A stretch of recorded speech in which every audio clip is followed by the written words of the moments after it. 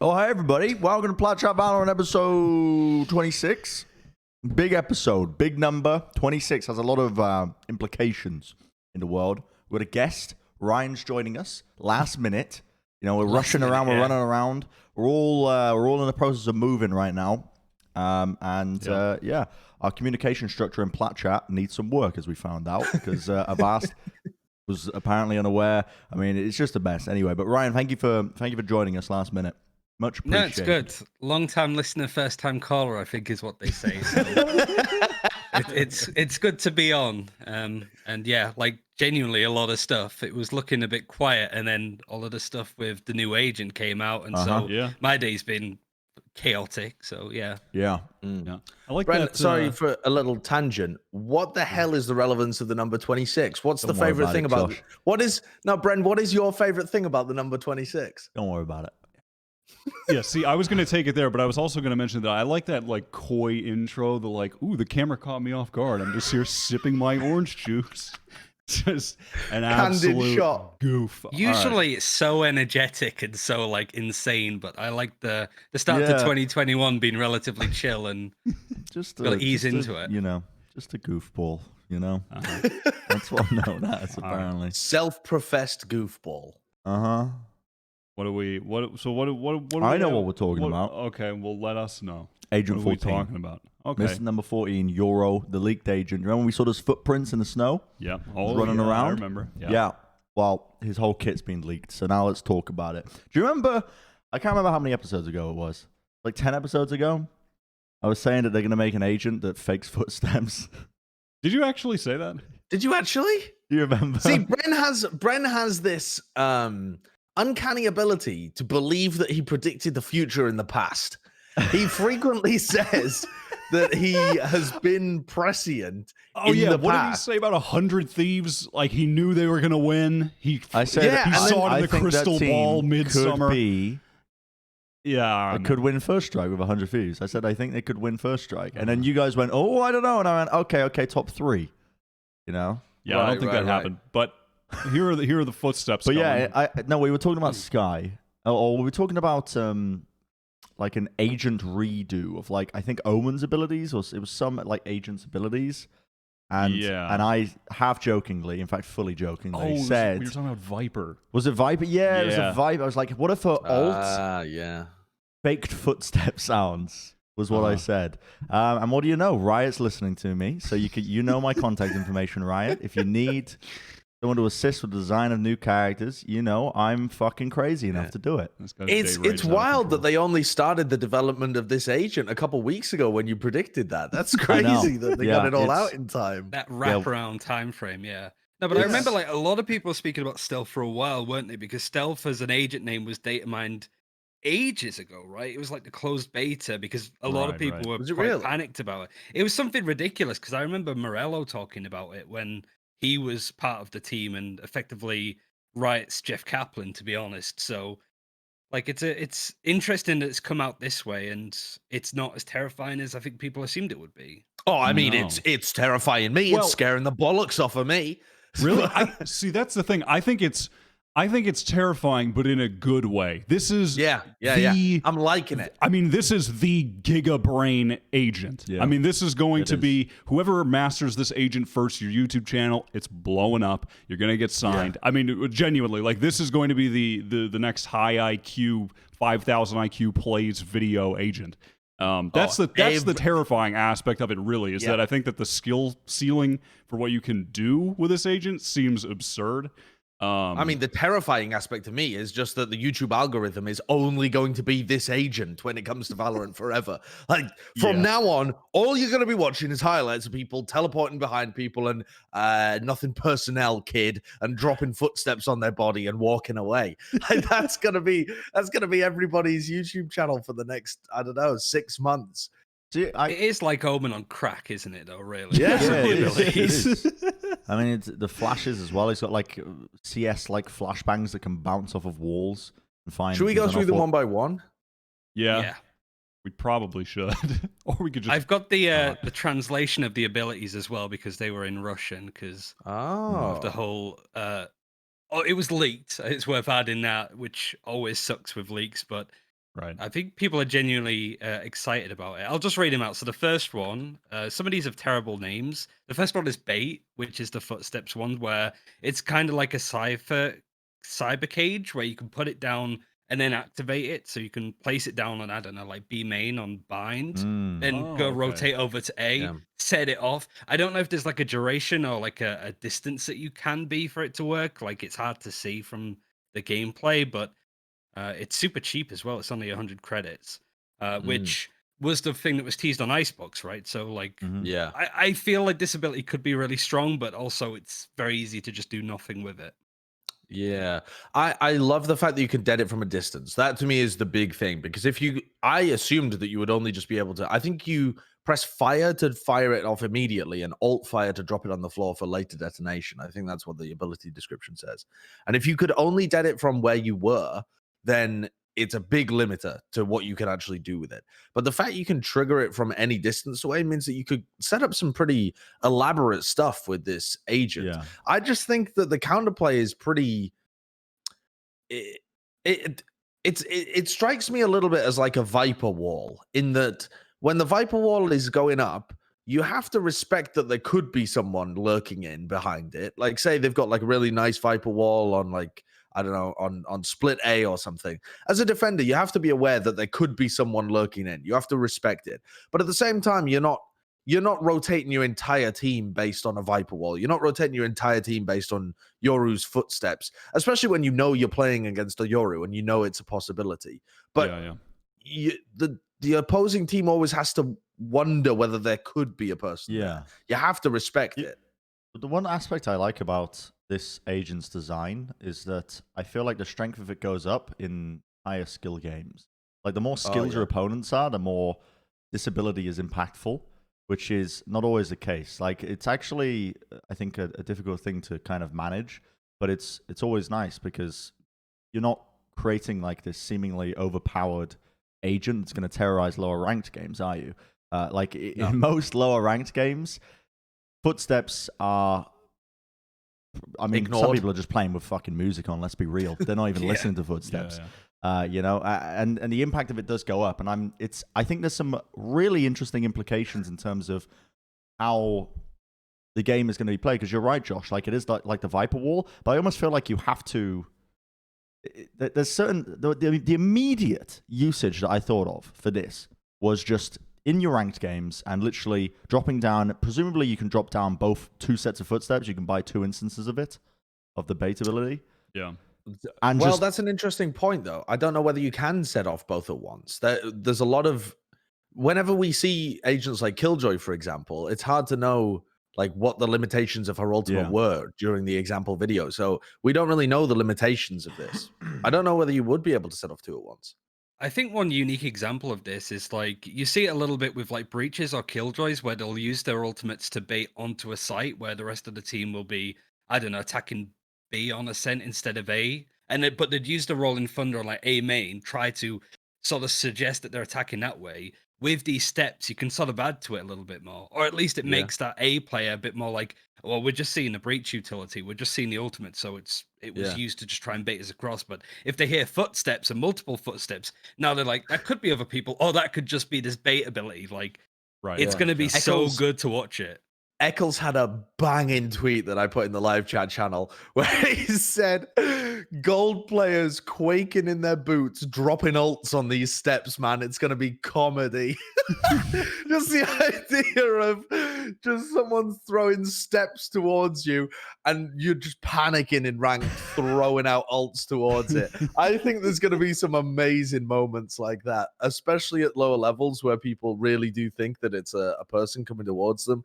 And it's going to bait abilities. The other thing as well, if you the parent thread of that tweet was him saying that this agent directly breaks certain setups, also with the ult, but with this one, a lot of people play based off sound cues with their ultimates at the pro level at the moment, or like at the very least, they're anticipating that you're going to use some kind of abilities to get onto the site in the first place. So a lot of the pro teams will play very bunker setups where they're just waiting for the attackers to use utility for them to use counter utility on defense. If you throw in like a footstep like this, it's going to trigger, I don't know, like a recon dart, for example. If you're hiding in, the example I'm thinking of is like be on bind. If you're holding double elbow or something, if you hear footsteps coming in through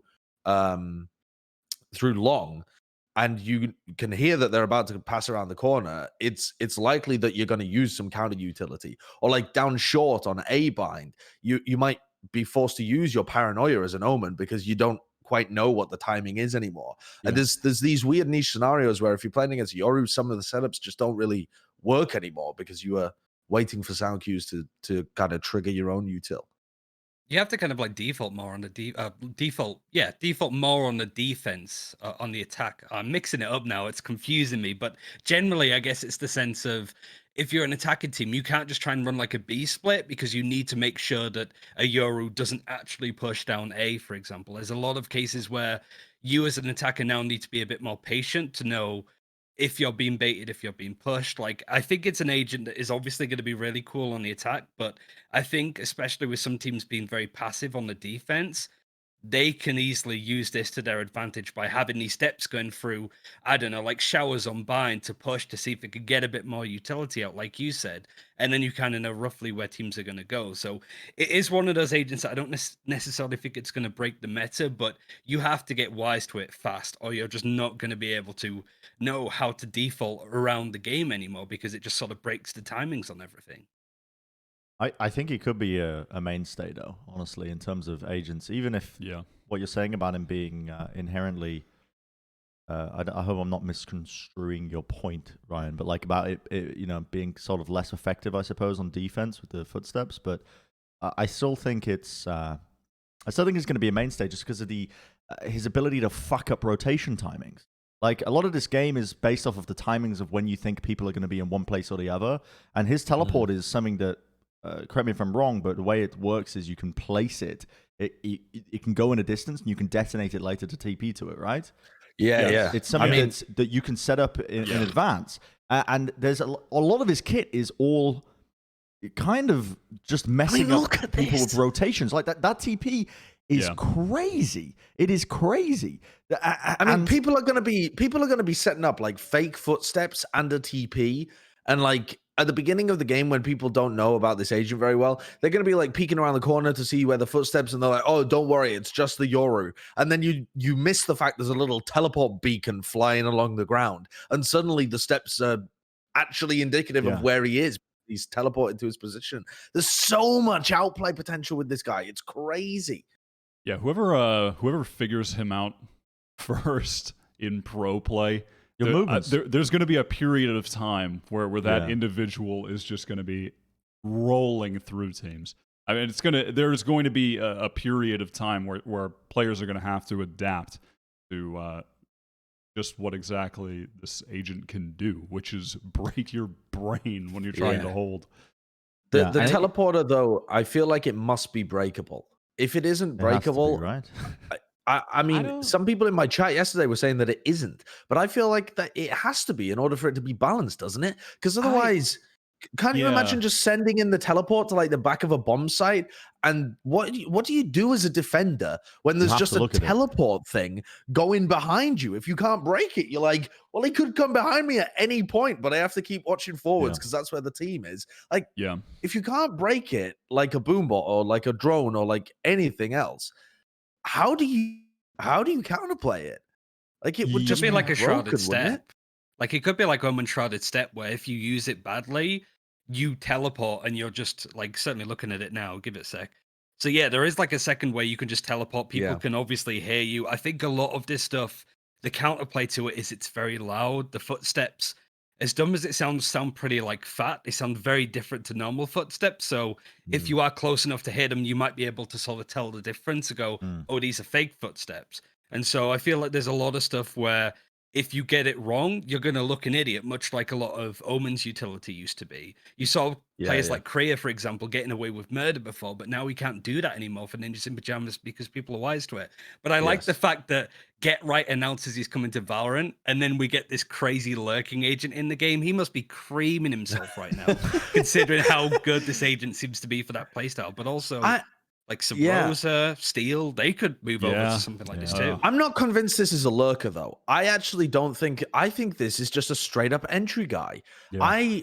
I don't really get the idea of him being a lurker. I understand, like, okay, he's going to mess with your heads, and you can have him playing off from the rest of the pack and faking footsteps and trying to add to the fake aspect. And so then you would have him lurking, right? That's where I can see where they came from. But in my opinion, like the way the teleport works and the way the ult works, especially, and the flashes, everything about those portions of his kit screams entryer to me. You can make so much space for your team. The ability to pop flash yourself is better than Phoenix, in my opinion. His flashes are nuts. The way that you can set them up, there's going to be so many nerdy spots on the maps where you can, because they only detonate after the first time they bounced, you can get really creative timings for things where you can throw it and pop flash yourself in like you can in CS. You can get short bounces, long bounces, all sorts of cool things. You can fire them in a corner so they almost insta-det. There's a lot of cool stuff you can do with that guy from the look of it. So that is fantastic for being able to entry. Then his ult is just insane for entrying. You can just run in and get into positions where, imagine trying to hold a choke as an attacker and a guy is literally just invisible and invulnerable pushing past you. Even if there's footsteps, so you know he's doing it, you have to give up your position.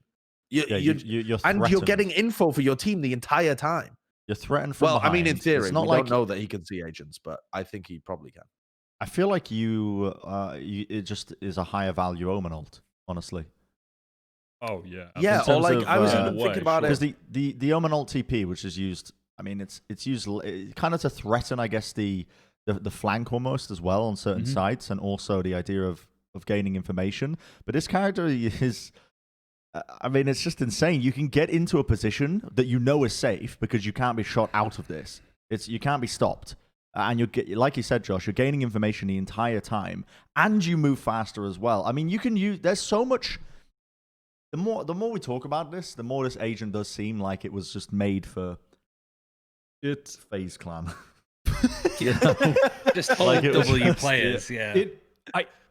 What's interesting is when you're looking at it, like you can see where they were coming from in terms of the idea of it being a lurking agent very clearly. Like it and theoretically it still can be, to the extent that it should be fairly easy to or easier to sort of, as what Ryan was saying earlier, like fake a hit, fake hitting a bomb site, fake presence at a certain part of the map while your team are executing elsewhere or taking map control elsewhere.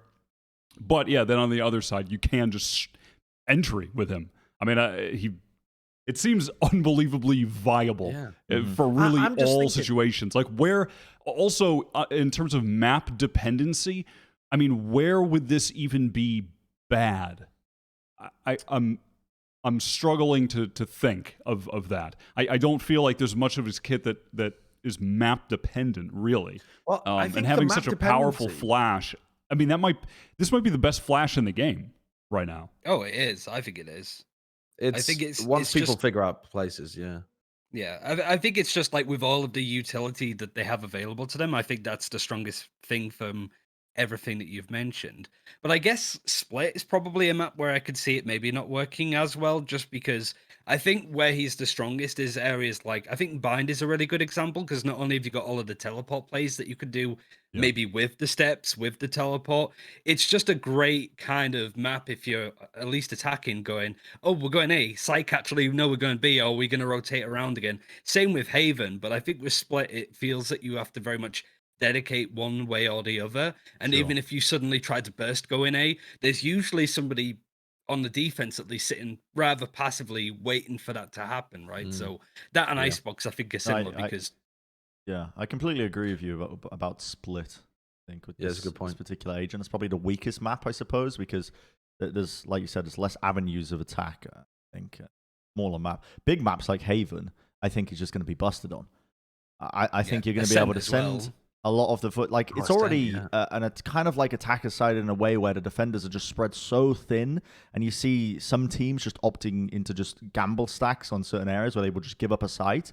I think the ability to dictate positioning of the defenders just through the footsteps alone, it just makes him crazy. And it's like it's not even like the rest of his kit is bad. Like even if you're being gimmicky using footsteps to try and force positioning early, like he's got the flashes to entry, and his TP can force just eyes away from you. I mean, there's just so much interesting stuff you could do. Like aside from just straight up using his ult to entry into a site, presumably it'd be fairly easy to use the ult and just get, if you're on attack, fully behind the enemy team, even as deep as potentially into their spawn. Like, especially on a map like on Ascent, if you can just send it up mid through the ult and get all the way back into the spawn. And then from there, you just send out the footsteps behind enemy lines, and you have the TP going, and you're just behind them while the rest of your team are setting up a execute on one of the sites. Like, there's just so much outplay potential. Presumably the TP makes noise, but imagine if they set up the TP with the rest of their team,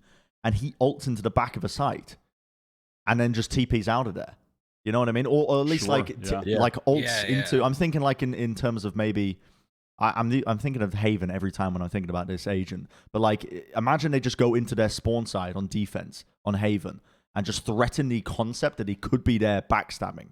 At all times, and just TP's out, and then the whole time they're wondering about it. Meanwhile, they're able to hit another site. Like, there's so much. Fuckery that this agent could do. The outplay. And what I like about him is just ridiculous. What I like about him as well is that he doesn't have to be a lurker or an entry or something.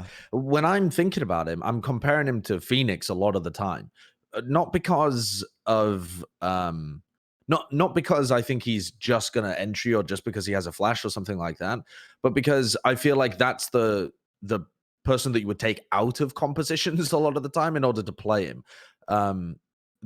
The maps like Split, where you're going to be running the Jett and the Rays, I don't think you're going to have an argument to put this guy in. But on maps like Haven, Ascent, where a lot of people were running the Phoenix kind of stuff anyway, he just seems like a more versatile version of that. He can entry with the flashes, and okay, the only thing that Phoenix can really do better with the flash is like pop flash out of a smoke. And even this guy could probably do it with some kind of bounce flash off a floor or something in order to pop flash out the top of the smoke. That I think people will figure that kind of stuff out pretty quickly. But aside from that, this guy is just more versatile. Like everything that you would want to do. The problem when you run Phoenix is you're kind of limited in what you can do on the map. You have to be trying to push out areas and flash for your team, and then you're not as useful when those two little flashes have disappeared. But this guy has way more that he can mess around with. And the ult is still so powerful to be able to make space for the rest of your team. He's wonderful. He's a bit like Raze in that he can be played as like an entry or duelist, or he can be played as a lurker. I think he's going to be pretty versatile, and maybe even look a little bit broken at the beginning before people figure out how to play against him. Yeah, I think that's inevitable.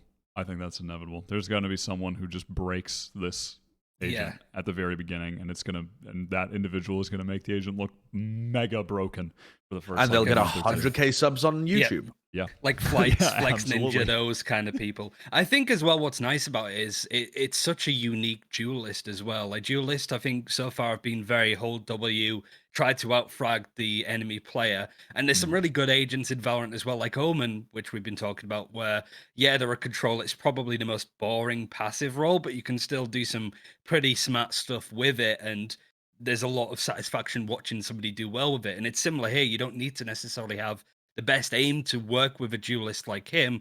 You just need to be able to sort of outsmart your opponents, know what works and what doesn't. You mentioned with like YouTubers and stuff. I'd love to watch an Iron game with some of these guys playing like this. As mean as it sounds, just to see what comes into their sort of brain, because I think a lot of players, especially down lower ranks, everybody's been pushed down as well.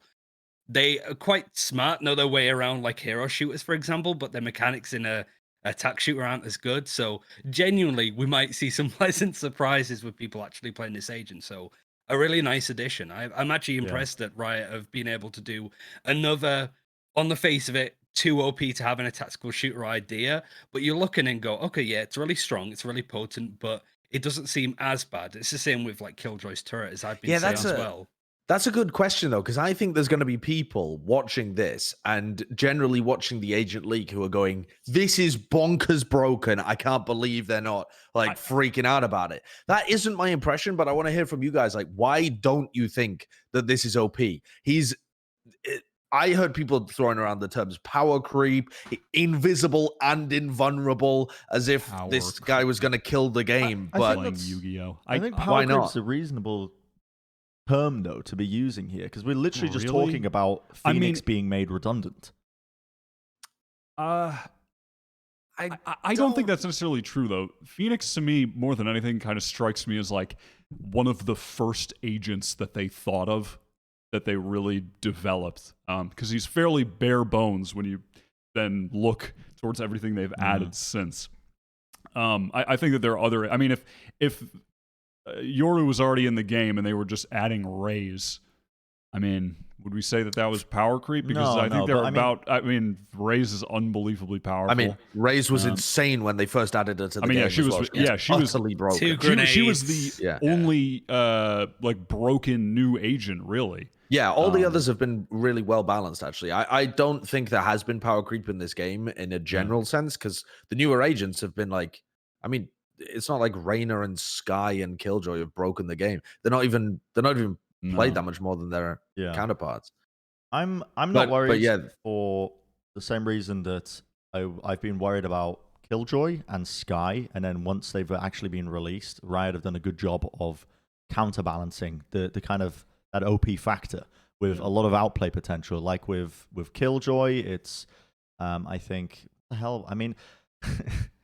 Killjoy's utility, I think when we looked at it with like no sound cues and no real knowledge of what could be broken and what couldn't be, it's the health we didn't know. The health of the stuff and the damage numbers as well. We thought it was going to be quite broken, but it came out in a good spot. With Sky, I think we didn't really know a lot of the intricacies in terms of her not being able to shoot and whatnot. I feel like with this agent, there has to be some outplay potential. I'm assuming, I'm not assuming now that it's worst case scenario. Whereas previously when we've looked at the agent leaks, I've always assumed worst case scenario, this is fucked. But Riot have shown now multiple cases that they do a good job in counteracting these things with that you can't really tell in a leaked video. You have to actually get some playtime with the agent.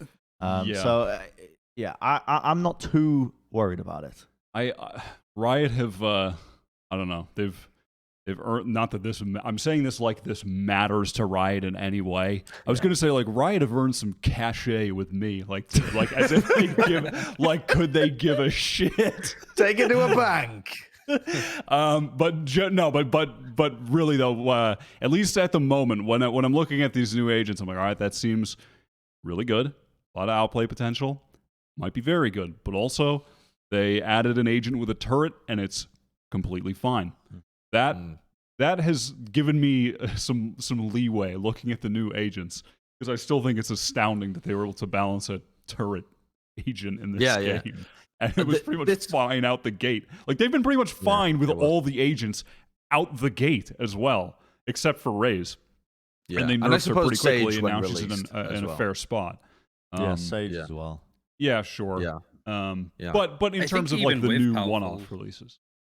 Yeah, I think even with like Breach, I think Breach is a really good example of everybody would openly admit that he's a very strong, one of the strongest agents, still has the lowest win rate in the game by like a decent chunk too. So even if this agent comes in super strong, always played in the pro meta, which is something that could likely happen with the amount you could do with them, that doesn't inherently mean that they're going to be ruining ranked games everywhere. In fact, it could be more problematic because none of your abilities do any damage. That's where Phoenix has the advantage, right? He can push you off angles, whereas I think if you play up against a good Yoru, you've just got to be wise about what they're trying to do, and they're going to trip up eventually.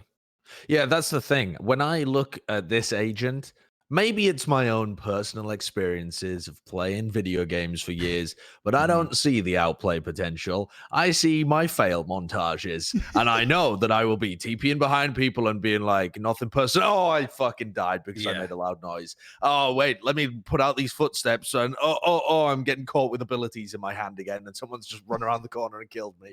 Oh, let me use my ult. I'll run into lamps on bind. Oh, I come out my ult right in front of someone and die immediately. Like, I can just, I think this agent is going to be hard to really, really use to the full potential. Because every time you do something, you're vulnerable, at least for a small amount of time. It's like you're trying to Reddit Omen 100% of the time.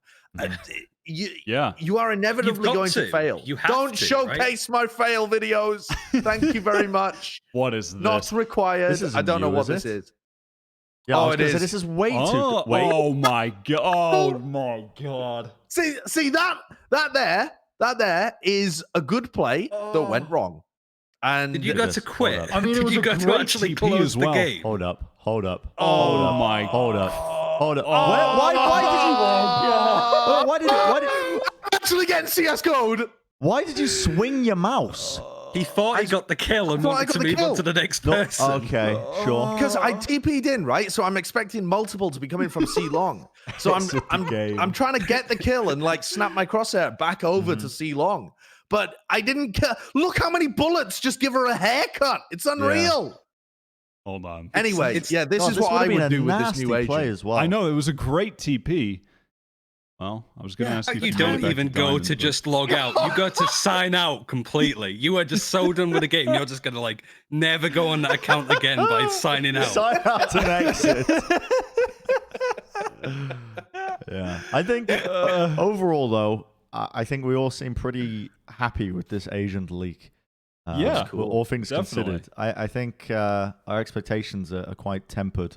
Well, actually, there was one person that wasn't that happy with it, to be honest. Yeah, do we have? Was it the beginning of the video where we saw the agent's proper design?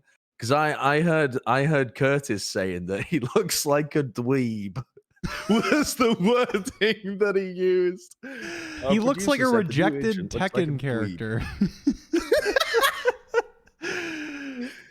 He doesn't look as bad as the like early leaked pixelated images. The ninja version, yeah. But I don't think he looks too much different. But yeah, I'm happy about that. I'm content. But obviously, we got to play it, and we got to like have it for 2 months before. I don't know. Am I going crazy here? Where I think he actually looks all right. Like I think okay, he doesn't look great, but he looks like a character I could see in Cyberpunk before they got modded up. Can you pause it on him again, Kurt? I want to just see him. Really take him all his glory. I mean, doesn't he has spikes on his gloves, doesn't he? Am I wrong? I don't know. But he looks like almost like a 90s. I mean, this looks like a fucking album cover. I mean, just look at this. Half the people there are wearing latex. I think the full animation it plays out is he comes out of his teleport with a mask on, and then the mask becomes a comb where he then does his hair afterwards. It's like the most cliche shit I've ever seen in my life. It's so good. What nationality is the character? I think he's Japanese. Japanese. Because it's the mask from Icebox, all of the Easter eggs and stuff. It's also in the battle pass, which is the other weird thing, because it was meant to be like the Memento Mori like dog tag with the hourglass. That doesn't feel like it has anything to do with him. That's pretty much him, yeah. Yeah. Well, that's not a good Jin. That guy's built like Bren. Look at him. He's a freak. Me. I mean, he's been in the gym, but he hasn't been working that hard. Yeah, I mean, this guy's got 0% body fat. He's eating rice, broccoli, and not even fried. Just wait, do you not know who that is? I don't know who that is. I don't know who that is. It's from Tekken. Is it Jin? I'm pretty sure it's Jin. Yeah, it's Jin. Yeah. Oh man, brings me back to the Tekken 3 days. But anyway, the boomers. Let's talk about the battle pass that got leaked. Then, battle pass 4. That you were talking about, Ryan, Skins. or you were talking about one of the battle passes. I think it was the previous one, right? But this is the new one that got leaked. I don't know what got leaked in it. I couldn't when I was searching it up. I looked on Reddit. I couldn't find anything. It was the most. It's kind of a heartless leak. It's a meticulous, soulless scroll through each and everything in the battle pass. It's just like, here, let me show you every fucking thing. Yeah. I don't know. There was something about it, the way it just slowly went through each one, where I was like, wow, this really is like taking the joy out of it. It's not This a is teaser this in is any the way. animation. There you go. That's the intro. That is it is like they're a fucking group. They're a group of 90 singers. Oh, here it is. Here's the battle pass leak. Yeah. Wow. This. Yeah. Wait, what? Was that a car? So Was that the Lambo? What was?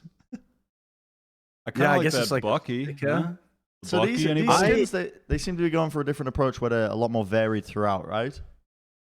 I think they just have 2 sets of skins, but I love do? these graffiti. Well, I don't love, but I really like the graffiti skins. They remind me of more of the CS:GO kind of skins, where they're a little less cartoony, futuristic kind of thing, a bit more, like a bit more of a gritty kind of feel, which I like.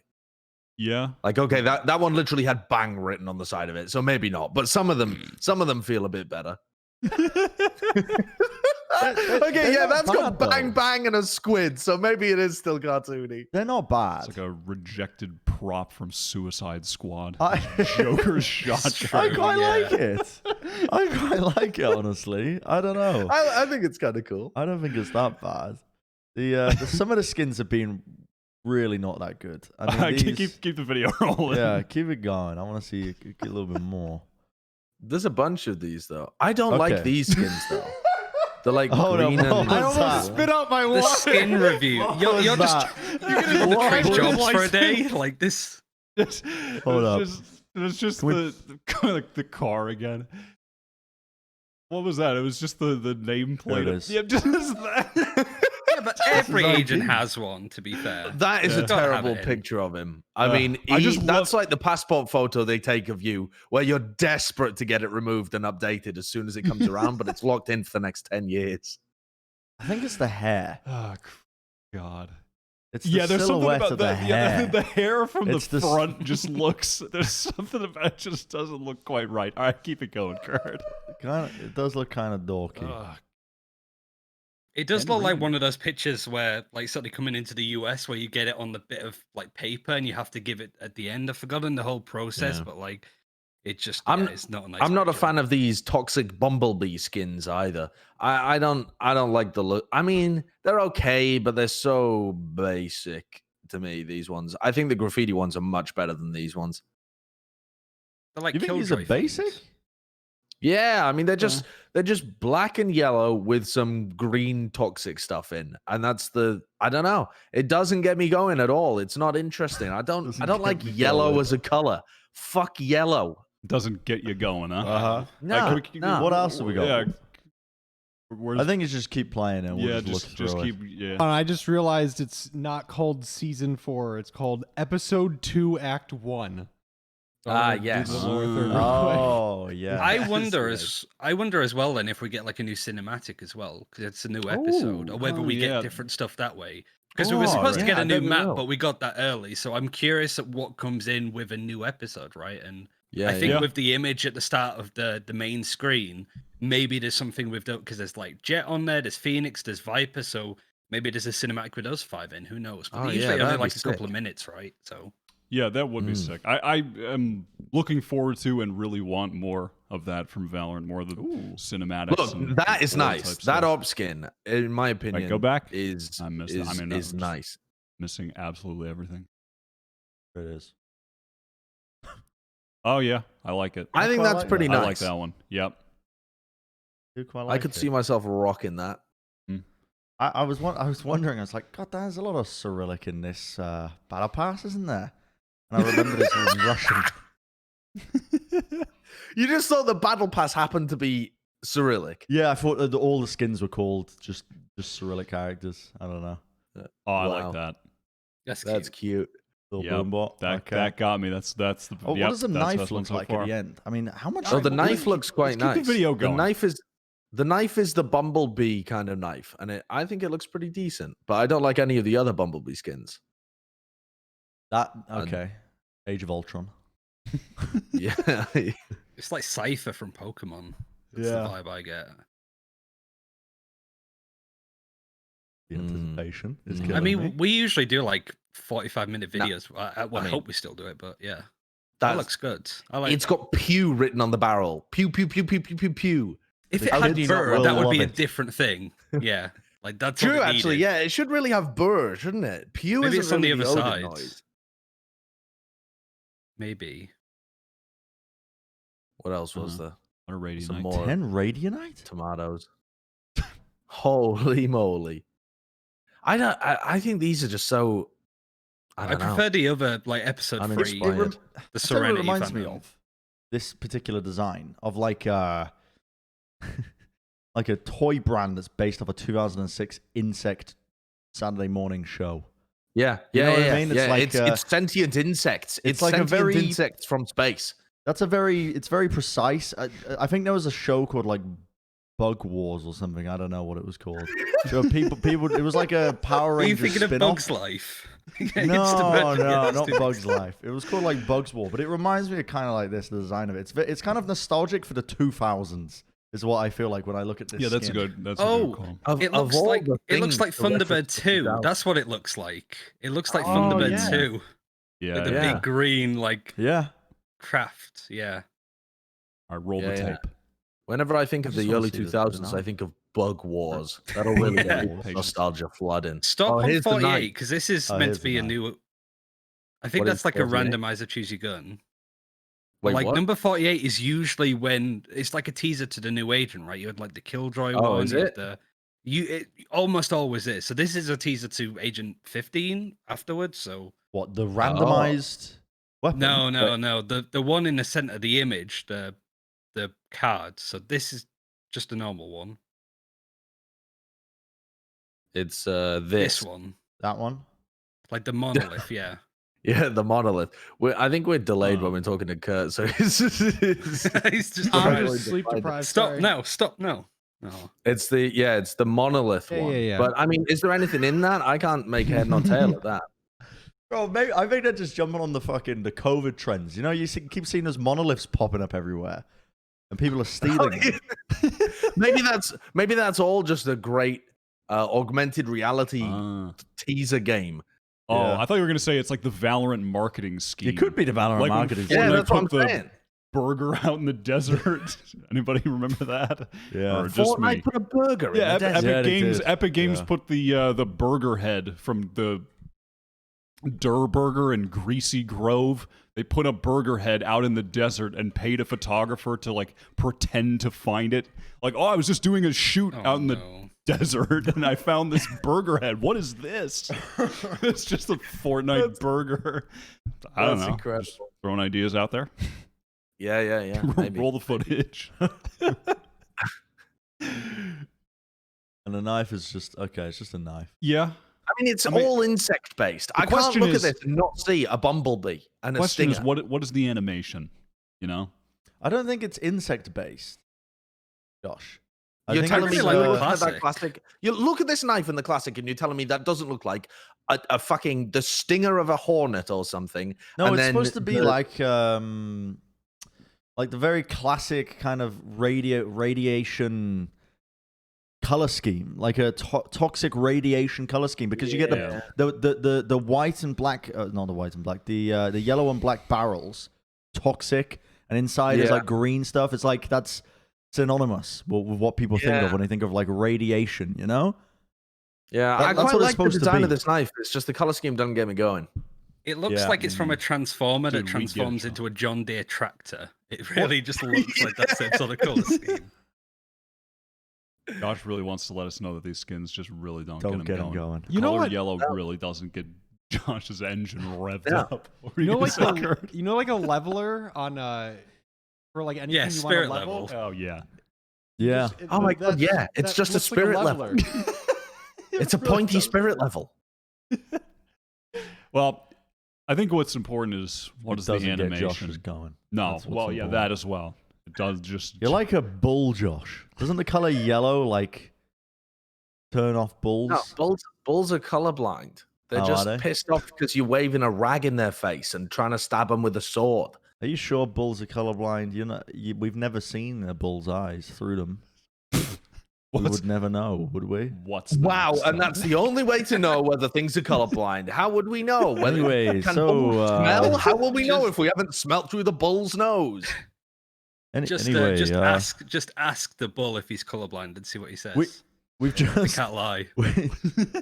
we've just reviewed skins for 5 minutes. So let's review more in the official skin review segment that we have. Wait, I don't know what there's still more video. I don't There's know more what this video? is. I think Yeah. I think it shows off the skins again, as far as I could tell. Okay. There's no like skin set in there, I don't think, but I could be Right. wrong. Yeah. I haven't tried to spoil it for myself, considering that's usually like a major thing we do is looking at the new skins. So I don't want to look at them and be like, oh yeah, I've seen these before. Thanks for it. Yeah. It feels bad to sleep looking though. at it. What skins are we reviewing today? Did you pick these ones out? I didn't. Nerf Riot skins. released them. You picked them out? They're the new skin. No, I didn't pick them out. They're the new skins that Riot. Well, they're not that new now, but the old Nerf skins, the old Nerf gun skin. We didn't do the skin review for the Nerf skins yet. We have to review them. Okay. People have been dying to know what we think of the Nerf skins. Yeah, My we got a lot of- DMs are flooded. They're very polarizing. Very polarizing. Really? I mean they're Nerf inspired. They're called Blast X. Yeah. There's like some of them look like this, but then some of them are pink and purple as well for some reason, which I don't know why, because they just look worse than the green and orange in my opinion. And the animation is that you rip them out of a randomized like present packaging every time. It's kind of incredibly cool, in my opinion. Oh my god, look at that. Yep. Yeah. Look in the wall. Mm-hmm. Yeah. Yeah. I like it. When do you rip them out? Wait, maybe pull the game out look, there. When you pull them out, when you pull them out, like when you swap to another weapon and pull them out, it rips them out of Christmas packaging. But the Christmas packaging is randomized every time, so it's got a different color, different pattern. Then it's got a guitar riff that plays when you get a kill. So it's like, well done, you got a kill. And it makes me feel amazing, like I'm living in Wayne's World. And then they they put them in a little present when you. Listen. I like it. I think like these are. I think they're quite inventive. Yeah, that colorway is not. I like that one. I mean, that one's just straight up child's color. Fisher Price. Yeah, that is just Fisher Price colors. It appeals to my child mind. I think the purple and pink kind of sucks. Like I think that one's the worst one. This one, but really, I think so. Like yeah, it. You like it? Yeah, I personally prefer the originals because it reminds me of the Nerf guns the most, the green and the orange. Like isn't that classic Nerf gun colors? It is. Like Yeah, that to me is the thing that gets my nostalgia going. You know, Yeah. It gets me going. Wyatt gets me What does going. the knife look like? So the knife actually, when you pick up the knife, you actually like push it out like it's a toy knife that you can. Oh, amazing! Oh yeah. I didn't realize. And it makes the noise as well, like the sort of plasticky like rip sound. So it's super good. These are some of the only skins that I've been tempted to buy. Yeah, they're just dorky. I think as well it showcases what you can do with these skins as compared to a game like Counter-Strike. Again, Yeah. like there's Imagine these in limitations. Counter-Strike though. There are heavy limitations in terms of how skins can operate and what they can do. But with this, they're like, fuck it, you can rip it out of a paper. When you kill somebody, they get packaged up. You're shooting Nerf darts. Like, yeah, I like it. I like it a lot. Yeah, I'm a fan. Actually, I'm a fan. I love when in sort of in a general sense, just in gaming, like don't take everything so seriously. Not everything has to be cool and edgy. Yeah, like just some light fun can be had, and that's a good thing. Valorant child's game. Valorant players run away Exactly. scared from gritty realism of CS:GO. Yeah, I like it. I haven't purchased these, but would I purchase these? Yes. Bren, would you purchase these? No. No, I mean I'm saving my. Bren doesn't like fun. I got a couple of Riot bucks saved up. I'm I'm saving them for a rainy day, and this isn't the rainy day. This isn't a skin that made me immediately want to buy it. I think I would just get annoyed. What was the last skin that you did want to immediately buy? The Oni skins. The Onis are elite. Yeah, they are actually. The Oni skins are the last ones that I just wanted to buy. I think Oni and Reaver are the best skins in the game. Yeah. Like I think that the old Reaver was really good, but the way that they brought it in and like improved on it was super good. But I also like love glitch pop. Like I want to see more of that kind of thing. I'm trying to get them to crazy. put the Prism Vandal back in the store. Because I feel like I can aim better with it. Sorry, what do you mean you're trying to get them? You're trying to get them. Control it. No. What have you done to try to get them to put the Prism Vandal back in the store? I haven't done anything. Okay. In particular. So you're not trying. So you're hoping. But as in, like, I'm just checking the store every day. You know, I'm like, I want to see the Prism Vandal. You know. You should send out some emails. Send out some contact. right? Anybody got any contact Just information? at them on Twitter. Just at the them on Twitter. the lead developer. When is the Prism Vandal coming in? Tell me. Okay, Ryan, would you purchase the Nerf skins? Would that be a purchase or a no purchase? I think so. Like, I think the Phantom's really good. The only issue I have is the whole ripping it out of a present and the whole them turning into presents when you kill them. It's similar to like the winter. Not really, because we're past Christmas now, I feel. And I feel that it's like the Winter Wonderland melee with like the candy cane. Like, it's super good and clever in the fact that it breaks off into a spear if you hit somebody with it, I think. If you start using that in July, you're a psychopath. You know what I mean? Like, it's just a very specific time of year you can use it. But when you get into that holiday spirit, you can bring out the Nerf guns, you can bring out the candy cane melee weapon, and you're on season, and that's a good thing. Okay. You're just one of those Scroogey people that doesn't like Christmas songs in July, aren't you? It's weird. Who likes Christmas songs in July? Yeah, okay. All right. Maybe not. Yeah. Well, Josh, would you? It's the guy who didn't work in retail. Huh? Yeah. You don't mind Christmas songs. I think Christmas music sucks. I haven't listened to any of it this year. A bunch of haters. Josh, would you purchase or not purchase? Well, if I say would and I have the money, that means will, right? So no, I wouldn't purchase these because I'm not going to, but I want to. Right. But that's sort of that's the greater question. And I'm like, no, why am I buying cosmetics in the game? Oh yeah, I mean, I'm not going to buy them. But if I had the decision, like just yes or no, could buy. If I just had infinite riot points. Yeah, if someone bought me a gift card to buy skins and that's all I could spend it on, yeah, I would buy these skins. I think these would actually be my number one choice at the moment because they're fresh and I like the look of them. There it is. Okay. It's weird when you talk about skin prices. Like, my girlfriend doesn't play Valorant at all, and she was like, oh, like with the Elder Flame Vandal, she was like, oh, that's a nice skin. How much did it cost? I'm like, £35. And she's like, what? You could buy a game for that? What the fuck? What are you doing? Yep, it's not just, wrong. Out of context, it's nuts when we're like, how you'd spend £20 on this skin, and we're like, yeah, maybe. It did make me laugh. It did make me laugh when the game first released. And do you remember the uproar on the skin prices on general on Angry social Joe media and stuff? Yeah, I remember because I was a part of it. I was there. I was there outside of the Riot headquarters with a pitchfork. Just absurd prices. But now at this point, I've learned to accept it. Okay.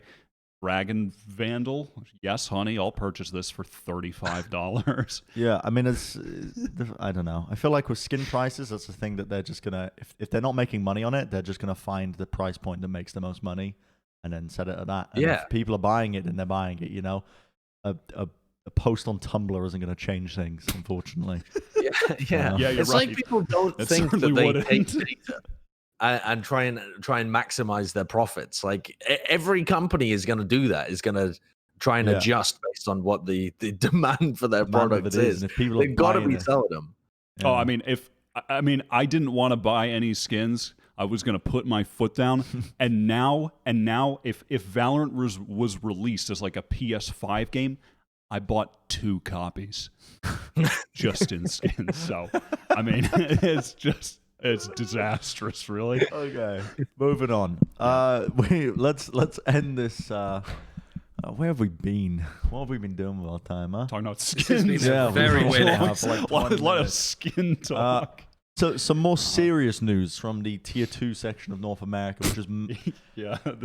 it is actually serious, I suppose. It is serious, it but really it's is. so stupid. Can I spin you guys a tale? Go ahead. The tale of Mamba Mode Gaming, because this is just another absurd happening, which is essentially the Mamba Mode Gaming team, which has been one of the better Tier 2 teams in NA for quite a while now. They've gone through several iterations of rosters, but they've always been cycling through some good talent in the scene.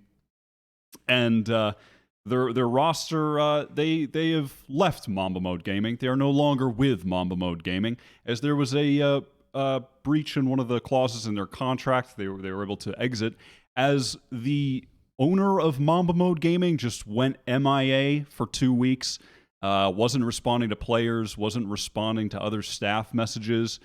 No one could contact him. They didn't really know what was going on. They're waiting on some, I believe, salary and prize money, according to this Twitlonger, allegedly. Yeah. And the only time that they have seen, the only spotting of the Mamba Mode CEO was when he went live on Twitch to stream some Bloons TD6. And aside from that, he's just been a ghost for the past 2 weeks. No one can reach this man. And so Mamba Mode Gaming are now free agents. I mean, that is a lot of talent. And now they're Monkey Mode Gaming. And they're just free agents now on the market. Good players. I want to shoot the CEO a little bit of bail here. It is possible that there was some kind of family emergency where he was required to play TD Bloons 6, otherwise his family was about to be assassinated and just ripped to pieces and dropped into an acid vault. Aside from that, if that doesn't happen, it's possible. But if that is not the case, he's a shithead. This is some like old school esports shit where people just bail and disappear. Just whoop. Vanish. I haven't heard of this. Make a new organization. Yeah, I haven't heard of this in years. Maybe we've just been. It happened a lot at the lower levels. Yeah, maybe I've been out of the game too long, you know. But this is my personal theory. He's gonna come back and he's gonna say, "Unfortunately, someone held my family hostage, and they said you must help me, boost me in TD Bloons 6, otherwise, your family will perish." It's a cry for help. The worst part is for Mamba Mode. Mamba Mode won a tournament, and the tournament that they won was the Pulse Arena tournament that nobody, including talent such as myself, has been paid for yet, and that was about 4 months ago. So not only are they waiting for money from their org, they're waiting for the prize money that they won from a tournament that they played like 6 months ago now. So it just gets worse and worse for these players. It's so Who was the TO there? It was Pulse. Pulse ran it themselves. They worked with Northern Arena, but they had nothing to do with it. Like there was the whole I know Dust has been documenting this and stuff, but yeah, I think it's literally the main guy had to take out a mortgage and stuff to try and pay everybody, but he's not paid us yet. It's a weird one. He says that he's going to pay everybody, and COVID and that's been shit, but it's still like if you can't afford to pay people, mortgage. I'm pretty sure he did. That's what he said. The issue is he was replying to people like Lex and stuff that were calling him out. But his Twitter is private. So he's replying to a person that can't see his tweets because Lex doesn't follow him on Twitter. It's only me and Seema that follow him back. And so nobody could see these like 4 or 5 tweets that this guy was posting, apologizing for the scenario and how he's going to fix it. So everybody thought he was just flat ghosting them. But in reality, he's replying to them, but nobody can see these replies. So now you've just descended from Mount Sinai as the messenger of the moron, giving out his I apologies. thought everybody could see it. I was like, wow, these guys are really ragging on the guy, even though he's in the thread, like apologizing and wanting to fix everything. And everybody's just seemingly ignoring him. And then it turns out that's because they can't see what he's saying. Oh, Valorant Esports, by the way, everyone. I know this this makes me realize how the CS like figures in CS are so quick to come down with like really harsh judgmental views of people within their industry, is because it's just when you have an open circuit like this, there are so many bad actors. Like coming from Overwatch, the scene is so fucking locked down, clamped under the iron fist of the developer anyway, that you can't have the bad actors even in the scene because there's no space for them except if they operate at like the tier 2, tier 3 level where the contenders doesn't even provide them enough value for them to be in there in the first place. But if you have an open circuit, then you have just so many shitheads roaming around that you can see why they've had to be so incredibly vigilant over the years in like old school esports. I thought we were past this level though. I'll be honest. I thought that we were to the point where we wouldn't be doing shit like this, or at least people wouldn't. I don't know. I thought the cross section of those who have money and those who are likely to act like this would have the Venn diagram would have closed at this point. No. Still happening. Apparently I mean, not. my heart goes out to the Mamba Mode Gaming guys as well, and I hope they get paid out. I mean, this shit's just so childish. You don't want to have to deal with this when you're on the fucking you're on the cusp of trying to break into that tier 1. You know, you're grinding every single day, and you're worrying about these payments now that are just on the back end. It happened in Overwatch early. I mean, I think it happens in any new esports game where the kind of control of the developer hasn't really asserted on it yet. And it's just a little bit open, you know. It's all over the place. It's a Wild West almost. It's just a shitty situation all around, and it's quite unfortunate. Yeah. So hopefully the Mamba Mode Gaming guys, you know, find that money, somehow get it. I don't know how they're gonna get it. Yeah. I'm not a lawyer. Don't speak to me about it. But yeah, it's they're definitely a sucks. decent team though.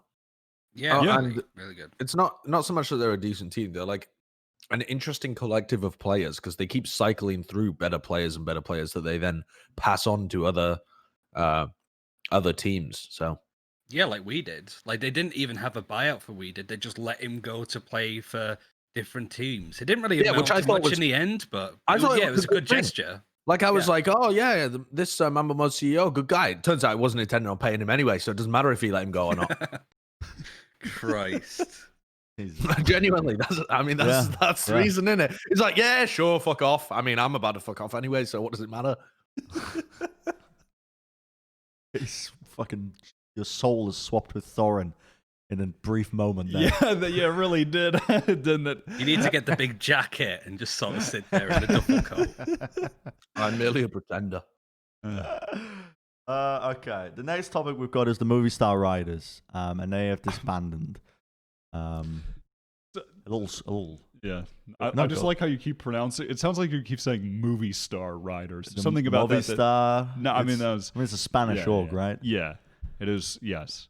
Well, Josh, this was I'm not really 100% sure on what's going on here. Yeah, this was something you wanted to discuss. Yeah, the rumors flying around the Spanish scene. And it's interesting because there are 3 big Spanish organizations. There's Heretics, Giants, and Movistar Riders. And 2 of those had Spanish teams, or at least majority Spanish teams. Movistar Riders and Giants have had majority Spanish teams. And Heretics didn't. Heretics have gone the route of going for building around one central Spanish player, Lowell. And they've built an incredibly good roster that was actually able to win First Strike. And the word on the street is, and when I say the street, I mean, I can't remember where I heard this, and it was just absolute rampant speculation at the time anyway, but I kind of like the idea of it, is that the other Spanish organizations are trying to follow the path of Heretics, where instead of focusing on the Spanish scene, they want to maybe take like certain Spanish talent, but generally speaking, just build big, wider European teams in order to have more success. Because Giants was about the best that you could do within the Spanish scene, and they were still just kind of tickling the feet of tier 2, probably. Yeah, outside the top 10 for sure. But it's the same across Europe. Outside the top 20, I think. Like this is the main thing, and Giants are rumored to be doing the same. I think to the point now that the Giants players don't have VGIA in their usernames anymore in Valorant. So the rumor was they were getting dropped for 2 reasons. One of them's really weird, that they forfeited a game because they used an illegal killjoy molly, and this was during like LVP, one of the Spanish circuits, and they said to Giants, "That's illegal. We're going to deduct a round off you." And they went, "We could do better. We forfeit." And everybody was like, "What? Why?" And so I think Giants weren't happy about that, But also, kind of as Sideshow mentioned, Giants have not been doing all that much. They've had some good games and results against like Liquid in like the Allied Esports Best of 2 tournament way back They won a when. map But of G2 at one point as well. They beat them on Ascent, yeah, which is like G2's best map. So they've been okay, but they just haven't cracked it. they've sort of reached the ceiling that they can get. So them and movie stars are doing a similar thing of just instead of going for a full Spanish team, they're going full European, like No Penky did, like a lot of teams are doing, because you can only go so far in Europe. Like No Penky can only do so much in Lithuania. Need More DM can only do so much in Hungary. There's very much a high ceiling on some of these teams that can't get any further because they want to stay within their region. So they're trying to be bigger than that across Europe, especially with how like Champions is going to be going in 2021. They could do that, and so they will. It's very much. Sorry, I thought the AC was on. It's very much. Just reaching out to God. Yeah. Come on, let me not just chat bollocks for the next 5 minutes. I was just gonna say that the time has passed for these full nationality rosters. Oh my God. It's very much like an old, like 5 years ago kind of thing. That's really got you. That killed me. very much a 5 years ago kind of thing where you have these full nationality, single nationality rosters competing, and it's pretty evident by now that you get the best results from not really essentially limiting yourself to just one country of people. As much as it might be for marketing reasons, and it might be the best thing to grow your brand, I think the better thing to grow your brand is by winning, and no one's going to be arguing with that. Yeah. Especially in Europe. I mean, that argument only makes sense in Europe because the rest of the continents are kind of dominated by single countries. But in Europe, when there's small countries everywhere, definitely. I don't really see a full national team making it to the top anytime soon in Europe. Like, I guess Sweden could do it, but even then you're limiting yourself. Like Turkey maybe would eventually rise up. Yeah, or like a full French team, actually. Maybe that would happen. Yeah. But I think those mixed squads are going to be better. I'm excited, though, because the whole thing about Europe has been for a long time is that these organizations have not really, they've kind of been waiting to make these big teams to contest the top. And we saw it with Heretics. And now I want to see if Giants and Movistar can do similar things. I don't know what their aspirations are. If they really want to try and crack the top 3 and get in with an elite level roster, I don't know whether the personnel is even there, to be honest. But there are shuffles in the works at the moment within the European scene. Davidp, Meddo, these kind of guys available on the open market. There are rumors of a bunch of other people. No Penky folded, for example. There's a lot of pieces you theoretically could put together and put an organization behind them that's been proven to be pretty solid and stable, and you could have another solid roster to be able to compete at the top level. I'm hyped for what this first Challengers and Masters event could be in Europe. Yeah, it's going to be crazy. Like, you even look at stuff like Vitality as well, maybe getting involved too. And I think the good thing about Alliance, Alliance, all sorts of other people, some big names. But I think the main thing when it comes to Giants and Movistar is that they are Spanish orgs, and the Spanish circuit is popping right now. It's on one of the only few regions I think that's done a tremendous amount of tournaments in their region in Europe. France has done quite a lot.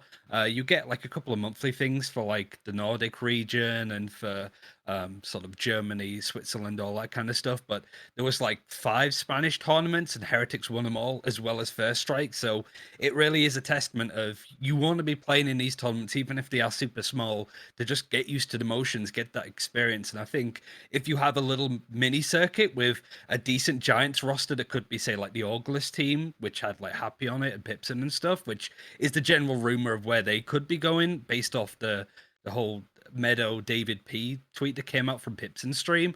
There's a lot of like those 3 teams just going at it in their own circuit. They're going to get so much better than everybody else. Like, let's say Team Liquid that just don't play anything. Yeah. Yeah. Do we want to get into the potential Giants roster a little bit? The old leak, the class. There is an absurd amount of leaks in Valorant. The moves am I wrong in thinking that there's just an excess of leakage in this scene? It seems to happen constantly. Though, I mean, I suppose part of the problem is that there's the in-game friends list, so people just constantly see who the new players also scrimming no with guys. Repercussions really for leaks at all. Yeah, But I also don't think, like, I don't know, food and crashies. I mean, I don't know. There might have been a repercussion for that one, but yeah, I mean, the repercussions are in the terms of what you actually leak. Like the food and crashies one was like the repercussions were because the thing that was leaked was like construed as shit talking your teammates, and this leaked one as well. It looks bad for Davidp because they use the word desperate with Davidp, right? So yeah, that is I think tragic. honestly, I don't think there should be like punishments for leaking or anything. It's just you should be conscious of what you're potentially leaking because it can come out badly for other people. Believe me, I know. So this Meddo tweet to August though is I think this could be an enormous move. This August team was already really, really good. Yeah, let's. Where's the tweet? I mean, Fire just it up. in EU, there's a lot of current free agents, a lot of mix-ups. When is the first Challenger Series? When does that take place? End of this month. End of January is when essentially, is there a deadline just before that in terms of solidifying a roster for the event? I don't think there is one. Like, as far as I know, like, there's a lot of like leaks and stuff that I've heard, certainly with like Europe, but I don't think there is. I think there are going to be some orgs and stuff that get announced relatively late on, just because of sorting out contracts and stuff. I love Pipson's face in that picture. Like, he knows that he screwed up with that leak as well. Look at him. Oh no, The bottom left. Yes. He just looks so like. Oh.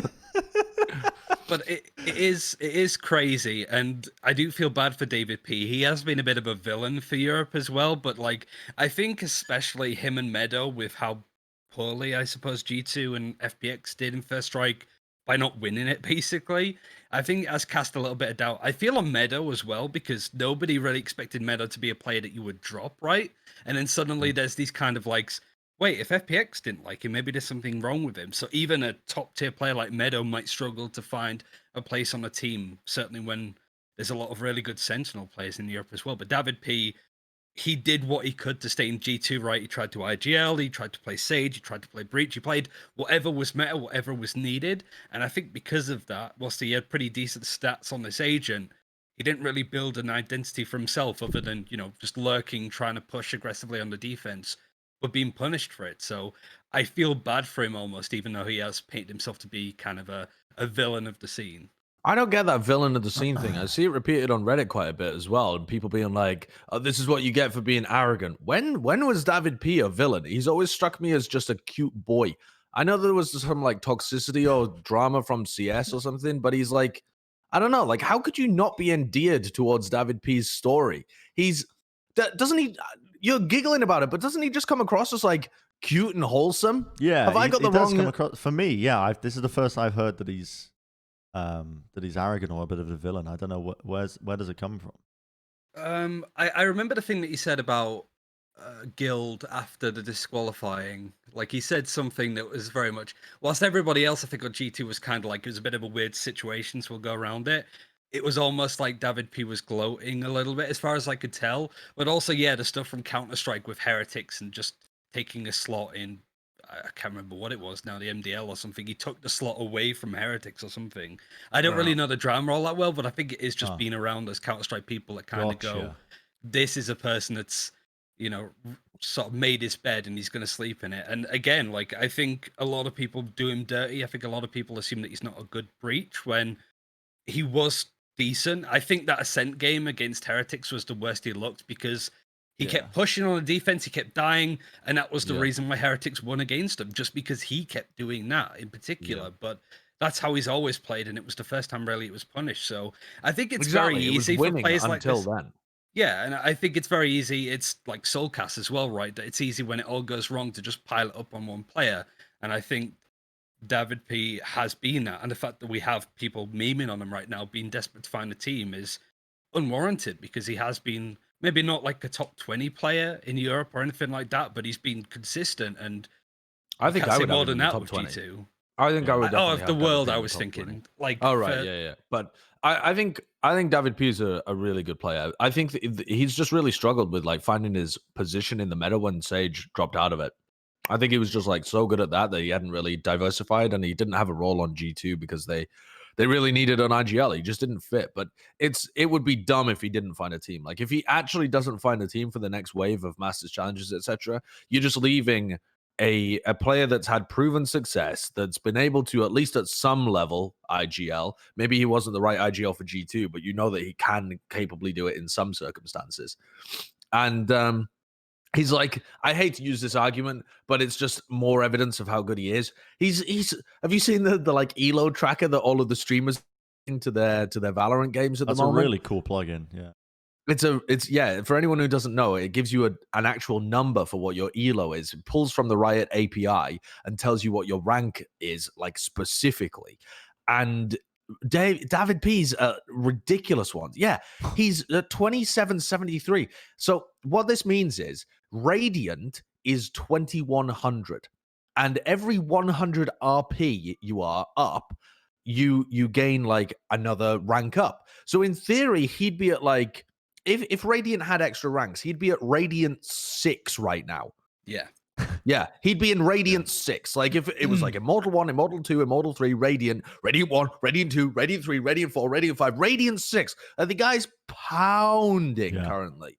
And that is absurd. He's already had so much success in teams as well. He's clearly incredibly skilled. I'll be really upset if he doesn't find a home. He was personally one of my favorite players. He revolutionized the way that Sage was playing. He's a good IGL, although he wasn't able to IGL for them across all maps. I've heard him calling, and he is pretty competent. And he's so skilled. I don't know, man. I also feel like trying to IGL for G2 is kind of like trying to manage a bunch of kids almost to an extent. Like they're all great players, but you listen to their comms, it's all over the place. So I think even if you stuck Angel in that team, I think he would struggle to get these players to really get themselves disciplined. So I feel like it was always a losing battle. But also, isn't Davidp part of Prodigy as well? Because Prodigy have been doing a really good job of setting up teams, you know, like August. They helped set up Ninjas in Pajamas. They helped set up Liquid. So I feel like if there is teams being put together, which seems to be the thing for like Giants and Movistar, Davidp would be a good component to add in. He's got the experience. He's clearly got the ability. So I don't think he's going to be going into 2021 without a team. But it's hard to say because there's so many moves happening at the moment. HSD are disbanded today as well. They've got a couple of players. JD was from there who went to Ninjas in Pajamas. So there's a lot of smaller teams being disbanded and broken apart and then being put together for the likes of Giants to maybe think about picking up and stuff. So, yeah, there's a lot of movement still going on, but it's just a shame that Davidp has been made to look kind of negative during this period where he has been one of the consistent players on a very difficult agent to play. I mean, look at Shadow as well. He's one of the best breaches, but he doesn't really get a lot of respect either. Well, yeah, I mean, in terms of him finding a team or not having a team, looking towards the end of the month for challengers, I mean, I think it would be disappointing. I mean, it would certainly be disappointing if he's not on a team, but I think it would be almost equally as disappointing if he's not on a top team, like at the very least, like a top 8 team. If he's if like the top 8 in Europe don't show enough respect for his level that he can't even find a spot on a team of that caliber and is placed below that and just, I don't know, performing like well on a team that can't make the quarterfinals, I think that's even pretty disappointing for me as well. I hope he finds a spot. The one Lowell wins first strike playing full-time Sage, and the other like primary full-time Sage is booted from the team and struggling to find one at the moment. Yeah. Crazy irony. This happens in a lot of esports titles where I guess the regions don't have too many organizations to invest in. And we're seeing this right now in Brazil. We're seeing it right now in Europe. And I think if you're a viewer, if you just like watch good quality games, but not necessarily are following a team, it's probably the best case scenario for you if you're a big fan of that, because what it means is you get this melting pot of talent, and eventually you essentially are just forming the best teams to compete with the best teams, because it's the competition is increased. Everyone's trying to get signed to an org. Everyone's trying to get salaried. And as a result, I find that you get a better sense of gameplay, really. You get almost like you can almost feel how much it means to a lot of the individual players in those regions and what they're working towards when they're trying to beat some of these top teams and when they're trying to compete, compared to, I guess, like region like NA. I don't know. I have that kind of impression of it when I compare to regions. I don't know if you guys agree. But yeah, I definitely hope that both Meddo and Davidp find a team. And it seems like there's a lot of orgs in EU that are currently investing. So, I mean, we might start to see some super teams being created off the back of this. I mean, not picking up these players would be honestly kind of crazy, given the experience that they've had playing at the highest level of the game in Europe. Yeah, I could certainly see him maybe ending up with Vitality. Try to lean into the the French roster, right? Playing with Brahms. Yeah. That was the team that Meddo was considering, right? Because it was between that and this new Giants, which is maybe orgless. Like, there's a lot of like question marks at the moment.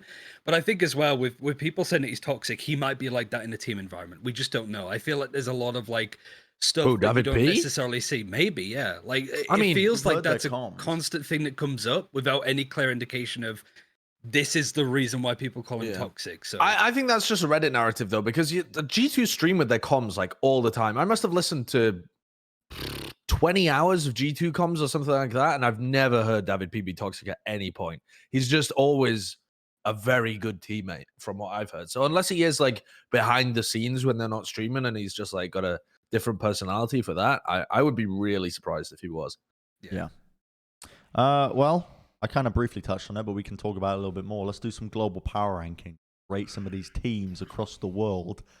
All right, this is where we top 10 teams globally for this one. Yep. And I've already kind of just said my piece about in terms of the region strengths. I would say, in my eyes, I think EU is still a stronger region. And then beyond that, it gets a little bit more blurry. I mean, even talking about the region strengths, though, Bren, there was a recent interview from Nucky, the Raze player, or Raze Jett, the Star Duelist player, anyway, for Team Heretics, the team that won European First Strike. And he had an interview where he said he doesn't think the NA teams are going to be a challenge. You know, it was at the end of a big interview. They said, "What do you think about North America?" He said, "I don't think the NA teams are particularly going to be a challenge. I think it's going to be a bit more like NACS. I watch their games, and it seems like a lot of them are just kind of running around and with a little bit of coming, rather than being as structured." And Reddit tore him to shreds for that. Right. They were like, "You're so dumb to even have an opinion at this point." Meanwhile, 2 weeks ago, when Hiko's saying that he thinks EU is behind the curve because they're playing Brim and Sage, people were like, "Yes, very interesting. I agree. 100%, yeah. It's so silly. The idea that comparing regions is a hidden power that's unaccessible by human beings is nonsense. I mean, it is very difficult, but you can still tell to some degree, like, which teams are more coordinated than others, which teams have better strategies, which teams have better aimers. Like, you can tell to some degree. You're not going to be perfect, but you can at least have an opinion. I mean, and if you're going to watch the other regions, it can be informed. So none of that, you little EU haters. But that's I mean, when you weird. talk about Reddit, it's so North American focused. It is. It's like predominantly. I think there's just a tiny sliver of EU representation in terms of like the people who are actually commenting on this stuff. I think it's over 2/3 North American. The problem, I mean, it goes back to just the point we've made a million times, but like the EU formats, the EU streams, all of that lacking. There's less. Yeah. There's less knowledgeable people about the scene, because actually getting into the scene, it's just far more difficult. It's more difficult than watch to get it, into yeah. It was like so I was just gonna say, like, there's like a thing where Rix is setting up a new team, and they've got some players in from different sort of backgrounds, like Luzu, Frey, Otom, is the report. And I was like, oh, I haven't seen Frey really play before. And the only perspective I got is from watching him through Davidp's stream in this like Logitech show match. That is the only tournament that he's appeared in, because he played all of First Strike and didn't get to the viewable games. Yeah. So there's literal players that have been signed that we have no information on or reel on. And we have to watch them through the perspective of somebody else on his team to know how he plays, what he does, how well he does.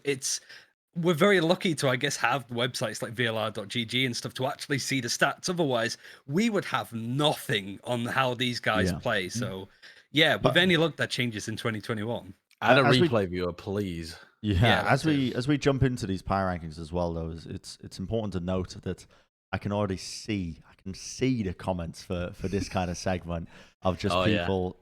again just going to be inherently disagreeing with us. But the point is, like, this is it's kind of our jobs at this point to analyze a lot of these teams and regions.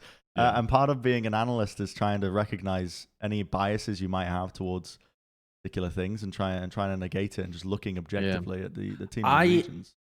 I have a theory or an idea here, or a suggestion rather.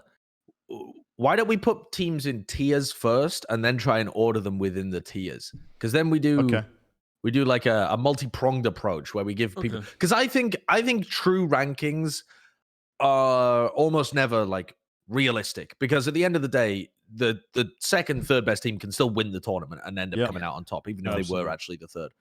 Yeah, I think that's very reasonable. So I think we can throw up some early names for like these global power rankings. How are we going to be weighing this? Is this based off of our expectations for them in challenges? I guess you got to do it from like this first chunk of challenges, because there is going to be roster moves. You've even got roster moves at the moment, right? G2 FPX are a firm example of teams that should be looking better than they did in first strike, because they dropped players and have picked up reportedly Zeke from G2, which is insane. Is that going to make them better though? I mean, it's unproven at this point. It's hard to tell. Yeah, right. I think it's sort of like a gamble on improvement. So it makes the discussion, at least with Heretics, who we're assuming is not changing anything, because why would they? Makes you wonder, are they still going to be the best team when you have two of the biggest teams around them making roster changes to try and improve and adapt their playstyle? So even in one region, it's really hard to tell where to label people in Europe. I think the easiest way to go about it will probably just be we just go off how good they were in like the most recent events, essentially. And also like their most recent results. I don't think we do expectations, because expectations, it's just tough to do. Leads us to speculate pretty heavily about like too much. For example, Nitro isn't available at the beginning of next year for 100 Thieves. So do we downgrade 100 Thieves because our expectations are lowered at the beginning of the year? Like, I think we should purely do it as if we like at the end of First Strike, if they had all played a tournament together, how do we think it would have played out, you know? Yeah. I think that's a fair way to go about it. So I think a good way is just like throw all the winners up there immediately. Like throw Gamelanders up there as well. Throw Vision Strikers up there, and that's a good starting spot. And then there's other teams that we should have up there too, like Sentinels, obviously, I think, and G2 and FPX. To be honest, even though neither of them made the finals, I think their performances over the ignition period should be G2 at least and in FPX contention. in tier 2 is what I would but here's the thing, I also disagree with Vision Strikers being up there and Sentinels, so I'm immediately having disagreements. I think if it Okay, who would you have in tier 1 then? In the absolute tier 1 of the world right now, who do you have up there? I would have 100 Thieves, Heretics, and Gamelanders. Ooh, see, I would also put Sentinels up there too. I would too. Yeah, and I'm happy to be. I'm really tempted, especially since they won JBL just after, and that that counts well. too. I also think that considering how close the results were in Europe and the fact that G2 had been dominant up until that point, I feel like G2 is still a tier 1 team. Like, okay, they've made a roster change now, but they were the odds-on favorites coming into First Strike. They lost based on what was it, like and 1 round away from OT or something, and like they threw the 9-3 advantage. They lost, sure, but I think that I think they were absolutely as close as Sentinels were to being able to win it all, and with an even better record before that, and no reason to believe that they were. Sure. I don't know. That is I'd fair. agree with that. You'd expect them to do better a second go around, like to learn from those mistakes. And I guess that's the interesting thing about a team that's always won everything. When they lose, how are they going to adapt? And I think the safe assumption is that G2 are going to improve based off their loss. Whereas FPX, I feel, certainly that bind game did not show up against Summon, which leaves a lot to be desired. Whereas G2, some rounds could have gone very differently, and it would have been a very different game. Yeah, absolutely. Oh yeah, where is Summon? We don't even have a little icon for we do. Summon, do we? There. Oh yeah, we do. I think Summon should definitely be in 2. I feel. TSM as with well. TSM, yeah. TSM Liquid, I think, should be in 2.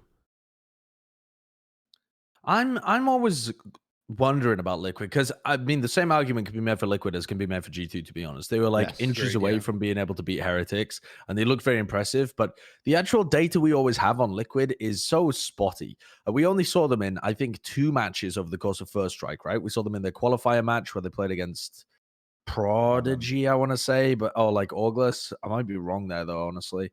No, it was and then August, I'm pretty sure. it was August, right? Okay, and then they played against Heretics, but then before that, they were just like. Yeah, Up and down all over the place, losing a bunch of But BO1s. Like they didn't even look that impressive. I mean, I don't think the format helped them at all. And I also think they were in the development phase of that team. Like they would come together, they were in a proper structure of Liquid. They're in that growing period of the team. You know what I mean? That most teams go through when they're just learning and adapting. And I feel like they actually First Strike was kind of disappointing for me looking at the EU scene just for Liquid's performance because we never really got to see how far they could go because they went up against Heretics in the first round, the main event. I think that's pretty fair. Also, question: Do we want to factor in sort of the like hypothetical if Liquid and FPX played at that time? I feel like Liquid had a very good chance of winning that game. So for me, that gives them a spot in 2. Is it fair to sort of judge the teams in that way? Like, well, I think this team could beat this team, so they have a spot in this group. I think that's probably the better way to do it. Like, go on. I would say assuming that all else is even though as well, right? Like you can't. I don't think. Yeah, I mean that has to be part of it. But if you've not proven anything else, then that's literally just. I mean, with EU, it's speculation, isn't it? It's a lot of speculation. Yeah, I mean, we don't have much to whole go thing. off. Yeah, we do. Yeah, that's speculate true. To some extent, don't we? I mean, all right. Let's. Who else would be in tier 2? Anyone else from this list here? In tier 2, I don't. I mean, you could say Pain, but I think Pain would be on the outside of it. To be honest, I think they're third. Really, like personally, I would put Pain. Yeah, Pain in that tier along with like T1 and Envy maybe. Yeah, but maybe that's it. To be honest. Mm-hmm. Like, I don't even want to dig too much deeper because at that point you just get into... I mean, some of these teams are on here from, like, prior times as well. There's, like, absolutely no way that Dig or Immortals or stuff like that are even in contention at this point. I mean, is that the Xset logo? Is that how long ago we I don't were? know whose logo Since last we did. I don't even know what logo that is, the X. I think... Yeah, I think it's Xset. Who knows? Yeah, I think then... Why are you in one here? of the Korean teams? Oh, maybe it is. Yeah, I'll look it up perhaps. for you now. Who is it? Leave them out. Yeah, I do think that's pretty fair. Vision Who else would Strikers. we have up there? Okay, so let's. You want to start sorting these teams that we've got here because we've got 13 teams. Yep. I think that's. Well, I mean, are we happy with the tiers that they're in? They're not ordered within the tiers, but are we happy with the tiers that they're in? We might want to make a 4th and split it up even a little bit more because I think we should split tier 2. Honestly, I think I agree with that. Sure, we can split tier 2. Yeah, maybe move those 3 down to 4 just to make it easy, and then we should honestly be splitting tier 1. I would almost put FPX Vision Strikers in. Really? I don't know if I would put Liquid over FPX though. Yeah, I wouldn't put Liquid over FPX. I would put Liquid over FPX. I might too. But No. I have just such a sour what is your taste in argument my for mouth putting Liquid from over that FPX? Summon game. Say again, Just Josh. the absolute crumble. But that was only one map. was one They crumbled game, on one map, it and they dominated them the map before. So if the order of those maps, okay, maybe not if the order of them had been reversed, because then they would have lost 2-0. That's just nonsense. But if you end a series on like a crushing win or a loss, I feel like the idea it puts in your head is that they had an entire bad series. But the series itself was not bad. They had a close loss. And then they crumbled on Bind, but they crumbled on Bind, but they dominated them when it came to split at the beginning. They beat them like 13-4 or something. Yeah, it was something like that. That's right. I know. My my mind is tainted, but still, I and think FPX was such a better team than Liquid coming into First Strike. The pedigree of not just the players, but the team had been so much where more they ended up. And I also think that, I don't know, I feel like this was the best showcase that we've seen from Liquid in a long time. And it just so happened, I think, part of it is that you're being blinded a little bit by the round of one, are we not? And also, it's a ton of speculation on our part. Are you also thinking about like FPX's prior achievements as well? I mean, we had so many expectations coming into it, but we can, right? It's this is like the end of 2020 power ranking, essentially. Yeah. But I don't think that FPX themselves. Well, I mean, I do actually. I think in that game they played poorly, but I don't think that FPX had declined overall. Like, I don't think that they were on a natural decline throughout First Strike. I don't think they were any worse as a team apart from in that map. Like in the previous matches, they still looked like the dominant force that we expected FPX to. Well, I don't necessarily agree. People, I think they took a step backwards with Bind, with their Viper theory. I think that was just a misfire. That was just a miscalculation. But that was like a that was a specific strat that they were running. That was, and it just looked shakier than their standard Bind the whole time. It did, yeah. It did. They tried to outthink Summon, and I think Summon just came in with a better game plan, and FPX for the first time ever looked stumped.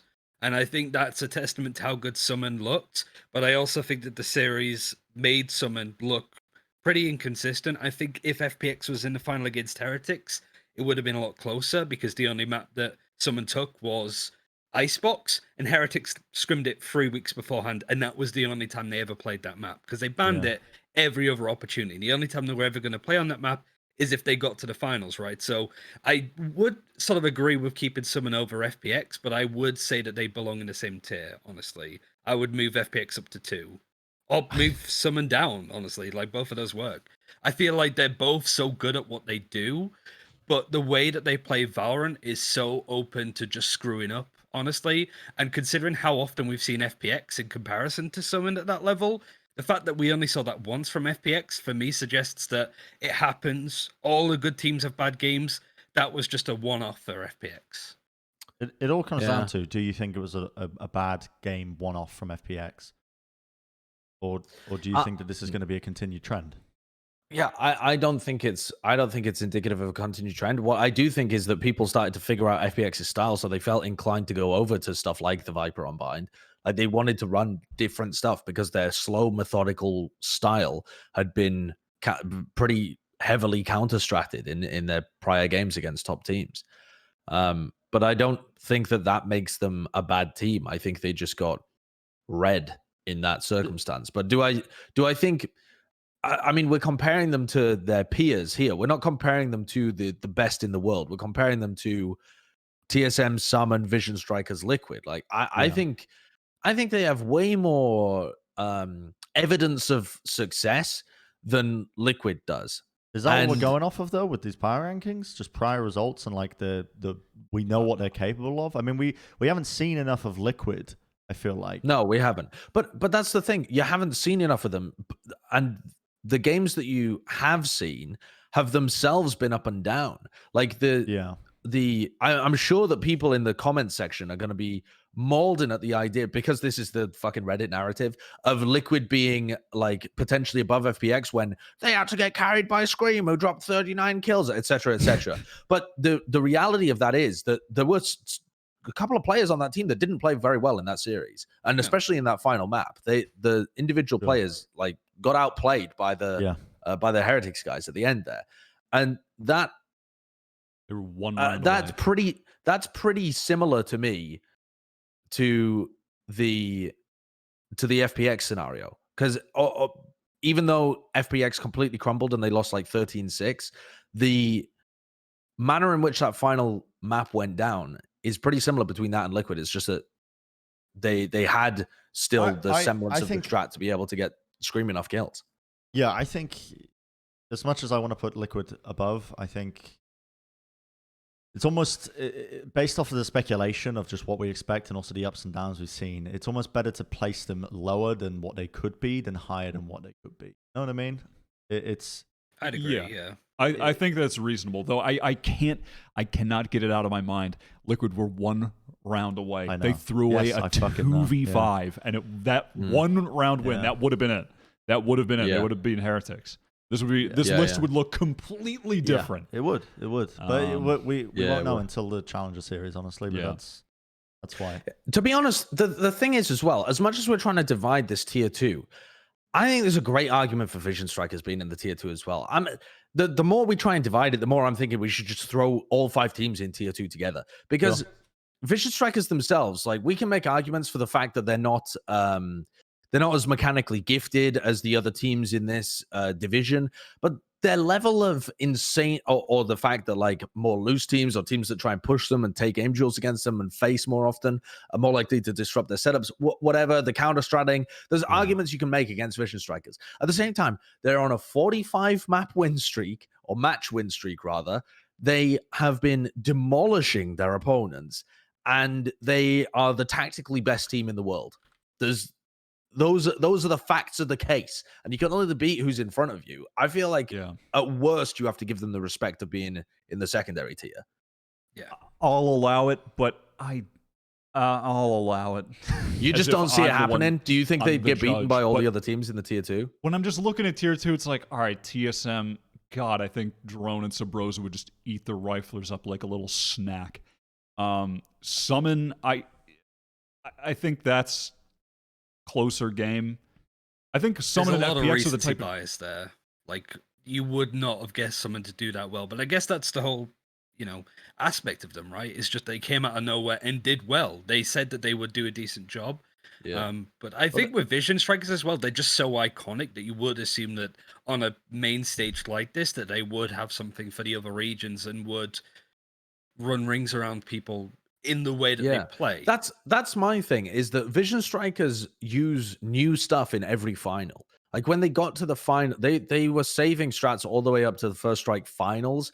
It's a bit of a meme in the West, but in Korea they really do seem to do this, where they specifically wait until the big match. They're like confident that they're going to be able to get there, and they wait until the big match to run totally different styles. If you look at the Korean First Strike, Vision Strikers looked like same old Vision Strikers, nothing particularly new, nothing really interesting, up until they got to the final, when they just stomped their opponents, just hard reading them, running really nice strategies. Their timing and their reactions were superb. Like, I was really impressed by Vision Strikers in that game against TNL. I thought they looked all right when they played against Cloud9 Korea. This final made me a believer again in Vision Strikers, that like they could compete on the world stage. I thought they were going to slip, and I think that they could beat some of those tier 2 teams, and I think they'd have a chance of winning a tournament, though a small one. Oddly enough, I looking at all the teams in the tier 2, I think you can put them in the tier 2. I think TSM might be the worst matchup in that group for them, hypothetically, if they were to play all those teams. But the other teams, I think they could reasonably beat. I'm happy with them. So I'm okay with that. I think they're at the tail end of tier 2. I think I don't think that they will be capable of beating a lot of the mechanically sounder teams. Like, it's the one thing the Vision Strikers are missing, is that I think that they've got a very heavy playbook, but in terms of the rounds that might get a little bit scrappy and messy, the other team should have a massive edge over them in a lot of those regards. They've been getting a lot better at that, though, as well. They've been getting so much better at reacting on the fly. I think we're still underrating them a bit, but yeah, maybe. I'm currently happy with the tiers. I would probably move Team Liquid down to the same tier as NV and T1, because I think that they're very similar in caliber. Like, a lot of people, I can see it with Liquid as well. We see some really good performances out of Liquid and go, they have the potential to win a tournament.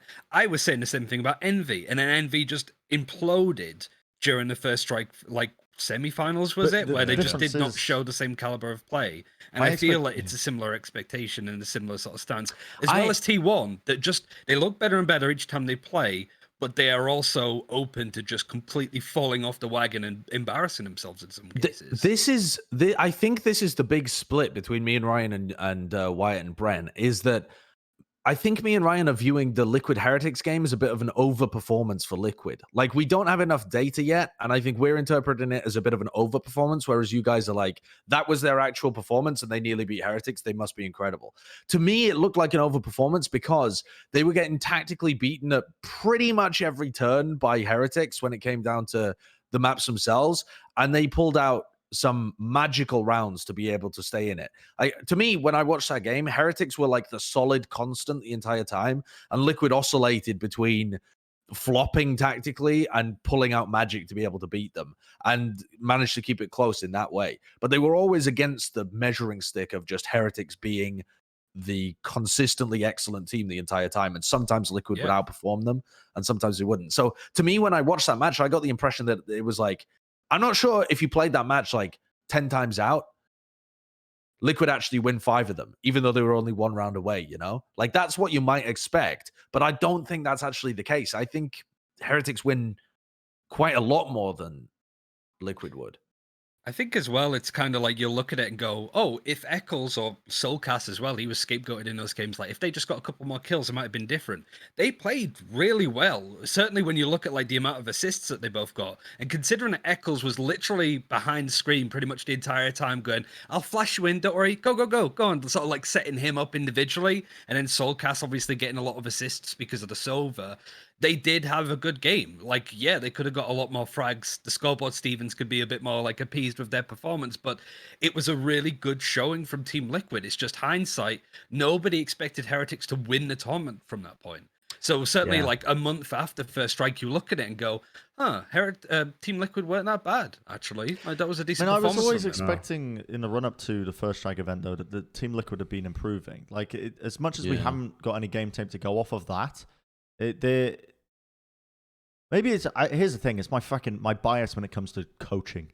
You know, it rears its head in Overwatch and it rears its head in Valorant, but I just have a lot of faith in Sliggy in the way that he understands the game, the way that he thinks about it, the structure he's laid out for his team to follow and improve upon, and I have faith in that to carry them to the potential of where I think this team could be reached. Yeah. Well, here's my question, Josh. Here's the thing, and so how you're saying about, like, I think that's a good way to frame it. Is out of 10 games, how many times would Liquid beat Heretics? If we rate, I think there's an argument for Heretics to be the #1 team, possibly when we break it down, right? So if Liquid are able to beat the #1 team, say 4 out of 10 times or 3 out of 10 times, how good is that? If they are the best team and Liquid are able to beat them that percentage of the time, that is pretty good. And I also don't, I don't believe that was. It was a very confusing performance from Liquid because there are elements of it that, mostly speaking to the individual aspect, that are over-performances in terms of Scream, but underperformances elsewhere, right? So that's sort of the confusing element of how do you actually rate that game because it was such a crazy game from Scream, but so it's hard to really place that game because, again, there's just nothing to put it up against. We haven't seen other There's no footage. measuring stick for Liquid. So there was such a confusing map. So it's tough. It was such a confusing match overall as well, because I'm not even sure I agree with my own argumentation when I said that it was an overperformance for them, because they made so many mistakes that in theory, if you get more chances to play against Heretics, you should be able to fix those mistakes. The problem is I don't really believe in that because Liquid themselves are highly inconsistent. Like they make a lot of errors in their play, and they make some fantastic. There were some beautiful rounds when they played on Split and when they played here on Ascent as well. Just magical rounds from Liquid. But there were also some terrible ones. And I simply do not know whether if you play this game out more and more times, whether Liquid continue the magic or continue the failing more. Like, I just don't know because we haven't seen enough Liquid to know whether they are consistently inconsistent or whether they would fix those mistakes over time. Like, I think Sliggy's a great coach as well. That's a good argument for fixing the mistakes, but I don't know whether they would. Depends how much you weigh They've had opportunities. The expectations moving forwards, honestly, is what it comes down to, I think. Because we can sit here, we can speculate over what we're expecting. I don't know if your opinion's been swayed, Wyatt. I'm like a fucking brick. I ain't moving. I am budget. Wait. So can you pull up the list, Kurt? So we have them in. I want them ahead of Vision Strikers. Yeah, put them in tier 2. Put them in tier 2. I'm fine with them in tier 2, but here's the thing. I think I'm fine with them in tier 2 or 3 because I think if you put them in 3, they're the best team in 3. If you put them in 2, they're the worst team in 2. So you think, it doesn't really make much of a difference. It's like you need to move NVT1 down to 4 and put it in 3 in its own little special space. at the end of the day, we're doing the top 10 teams in the world. So get the fucking tier 3 out of there. Get them out. I mean, that's literally just 10 teams, right? I mean, it is. We've solved the puzzle. We don't even have to just cut anybody. Okay, let's make it nice and clean, I suppose. And what about Gen.G? Shut up. What? What do you mean? This guy. So we're just gonna put it at Liquid at 10, Vision Strikers at 9, FPX at 8. Oh, you want to start? You want to start? Yeah, because you want the Okay. nice picture, right? You want the nice. Yeah. You want the Count nice. down the applause. Yeah. Yeah, you want a nice screenshot. Yeah, I do agree with Liquid as being the 10th place, though. Yeah. Okay, I'll concede. As much as I'm a brick, even bricks are rolled. I think that's very do not fair think enough. Vision Strikers are 9, though. I think I think Vision Strikers look. Yeah, let's just put all the teams in order for now, just so we see it, just so we have an easy picture to look at. My small brain. Thank you. That looks beautiful. Screenshot's going to be taken now. This is going to be the one that's on Reddit, and it's suddenly like, no, this isn't it. Sorry. Let's throw T1 and number 2 real quick. Get We'll that post when screenshot it's posted. ready. Okay. So you want to make an argument for Vision Strikers being higher based off of what we've been seeing from them. Oh yeah, absolutely. I think they're better than the 9th best team in the world. I think they're up there trying to crack top 5, to be honest. But I seriously think there's an argument for them being top of tier 2. And I think that I don't think that they would match up well against TSM individually or like as a team, right? But just because they have a stylistic matchup badly against TSM does not mean that they would place worse than them over the course of many tournaments. And I think over the course of many tournaments, Vision Strikers has the tactical base to be able to beat a lot of the teams, and you're only worried about whether they can react in the mid round and whether they can keep up with the fragging, right? Those are your primary concerns with Vision Strikers. I think they've showcased in First Strike that they have developed that reactive ability. I think their reactions were superb.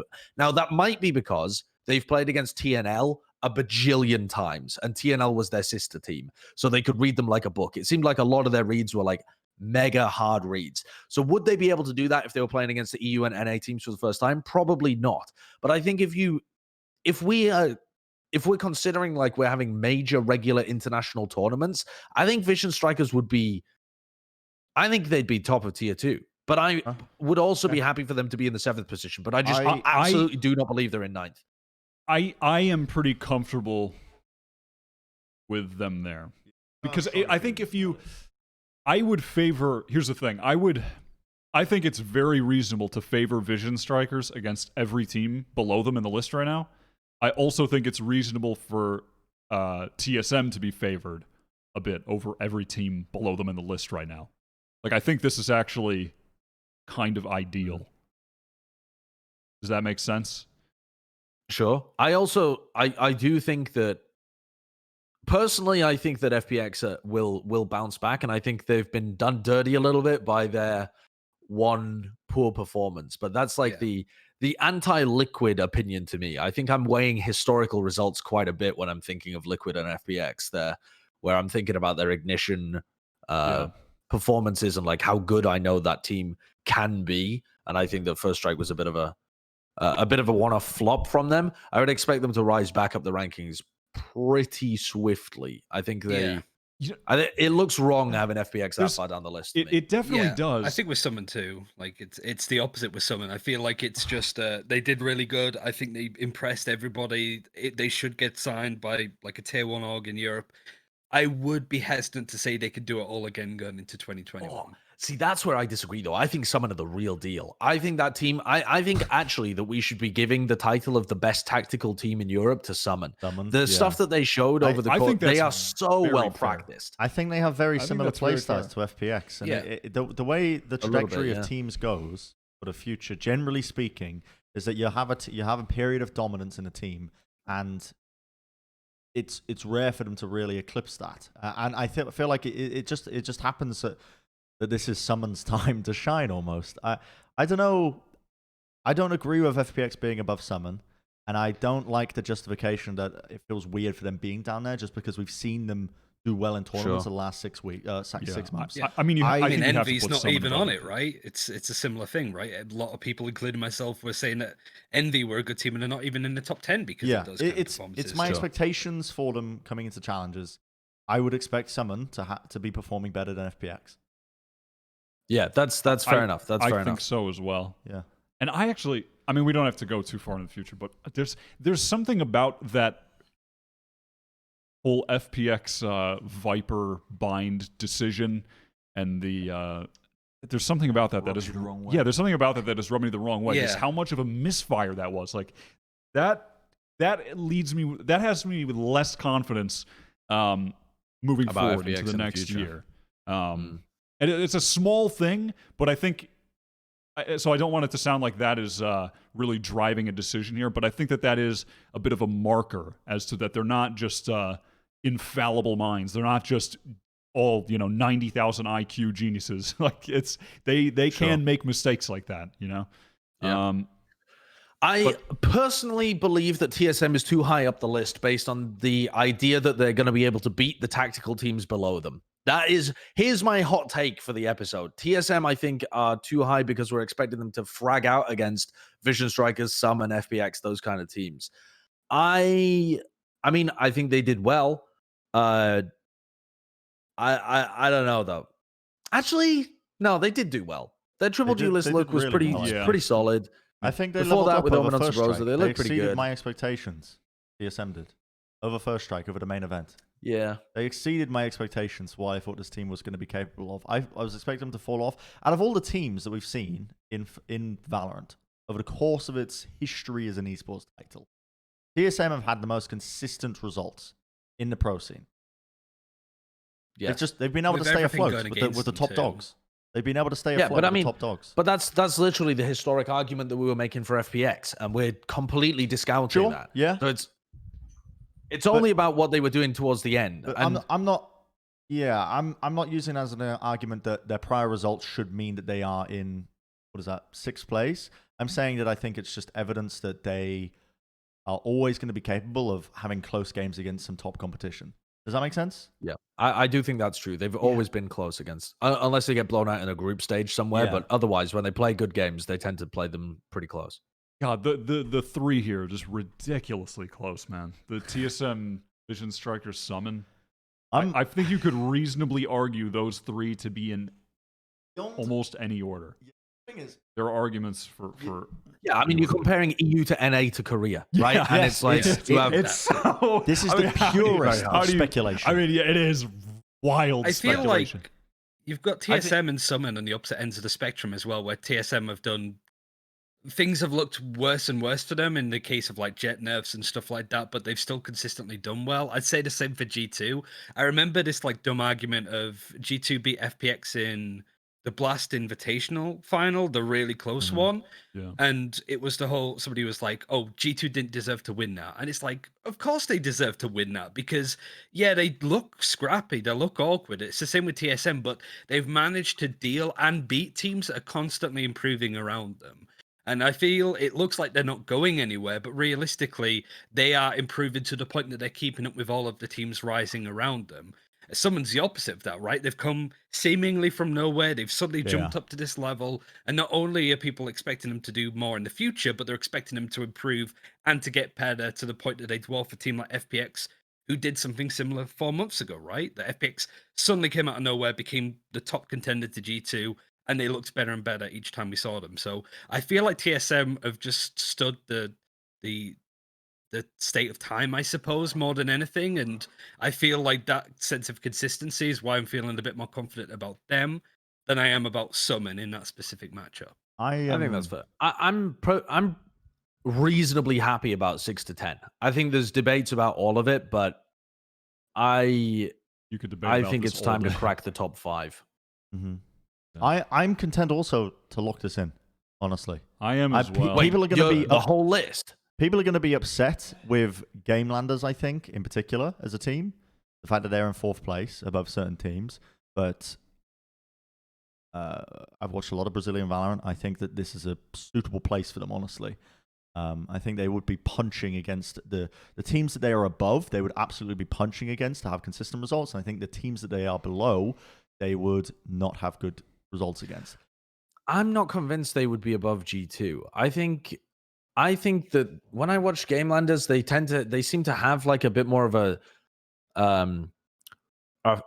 fast-paced individual style of Valorant that has, they're all very well coordinated, but they're not as tactically sound, and they don't have as many setups as the top teams that we're listing here, in my opinion. And I don't think that the fragging advantage I don't think that MW0 and John are going to be enough to like destroy anybody in the top 6 of our rankings. Well, I suppose top 5 once you actually remove Gamelanders. How deep do you want to get into this in terms of like, are we speculating a simulated 100 games to see the win-loss ratio, or because the thing is, another factor that comes into this is like the preparation that teams might have, because some of these teams would go further up if they were given enough time, I think, in terms of their counter. I think Vision Strikers would definitely go up if they're given Vision Strikers would shoot the fuck up. Yeah. So I think Gamelanders would go down as well, though. If you yes, they would. I think Gamelanders Gamelanders would go down, but I'm going off of the impression that this is the first meeting of these teams at an international tournament in a single elimination bracket, much like the main event. I think Gamelanders would be expected to land around that 4th spot above teams like G2 off the back of that alone, I'd agree with that. I feel like it's not like we're thinking about the Champions final in December, but more like the first, is it Masters? The one that's meant to be like a worldwide LAN. Right now. This is a theoretical like international tournament in January is what I'm looking at here.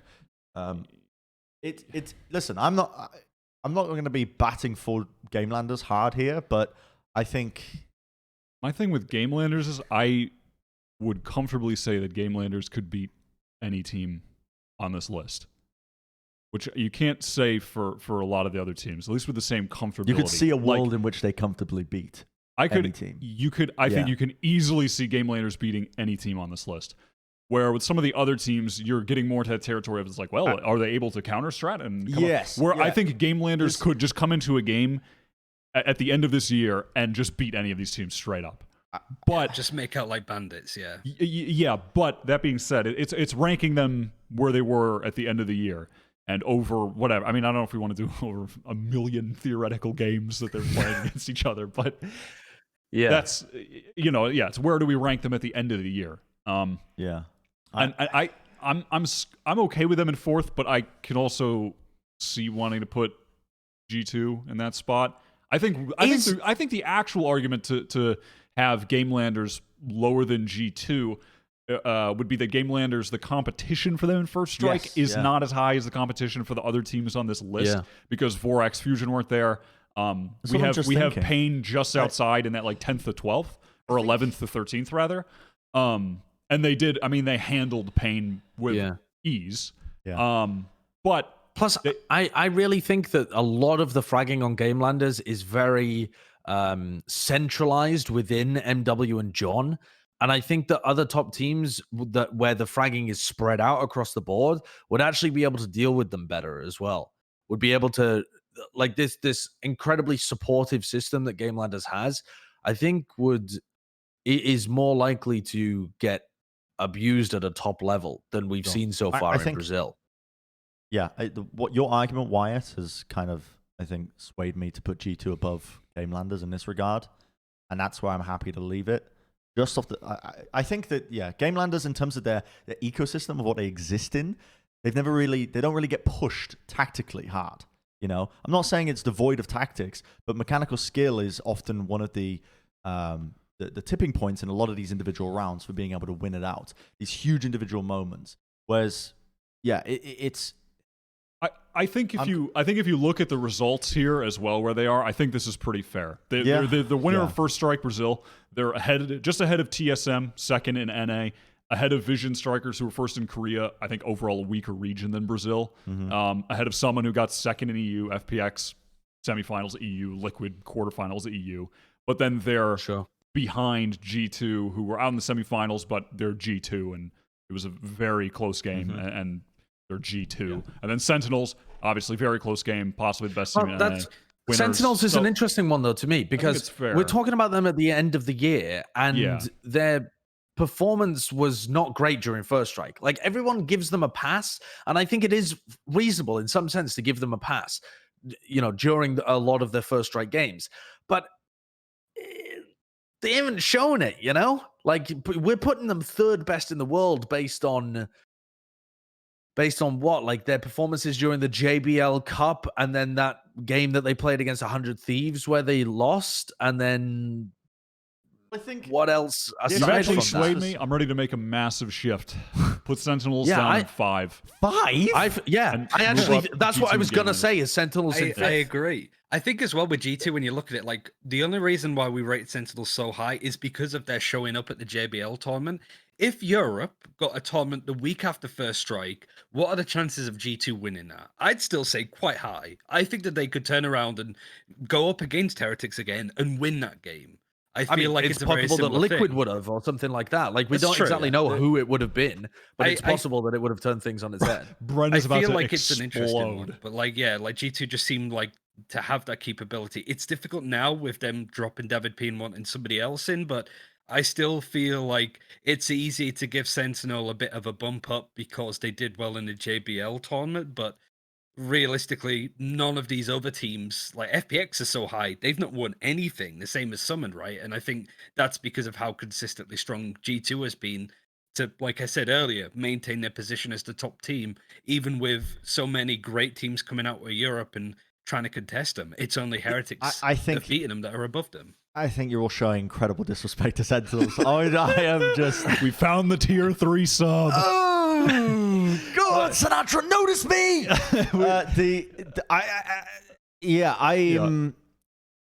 Where do you begin? Okay, JBL tournament. I think you guys are weighing it less so, and I think you're being swayed almost by the fact that you're not taking it as seriously, despite the fact that every team, with the exception of 100 Thieves, was, and even then, 100 Thieves took their game, at least the last map, against Sentinels seriously. That BO3 was real. Yeah, It was a in real BO3. games that were being played. Sentinels performed against the competition. I would put Sentinels as the best team in North America right now, which might be a hot take, honestly. I think that the circumstances of the main event in First Strike North America meant that Sentinels obviously couldn't perform.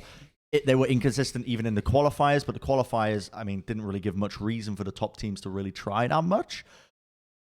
I'm not going to say, I'm not making an argument for Sentinels to be number 1. I'm not going to go out and be that wacky, but I think dropping them down to 5 it's a little bit too much, taking out the outside influence of cavemen. You know what I mean? The cavemen opinions are seeping into your brains. The toxic waste is crumbling your minds a little bit. I think I do believe, honestly. I do believe that Sentinels are an incredibly good team. But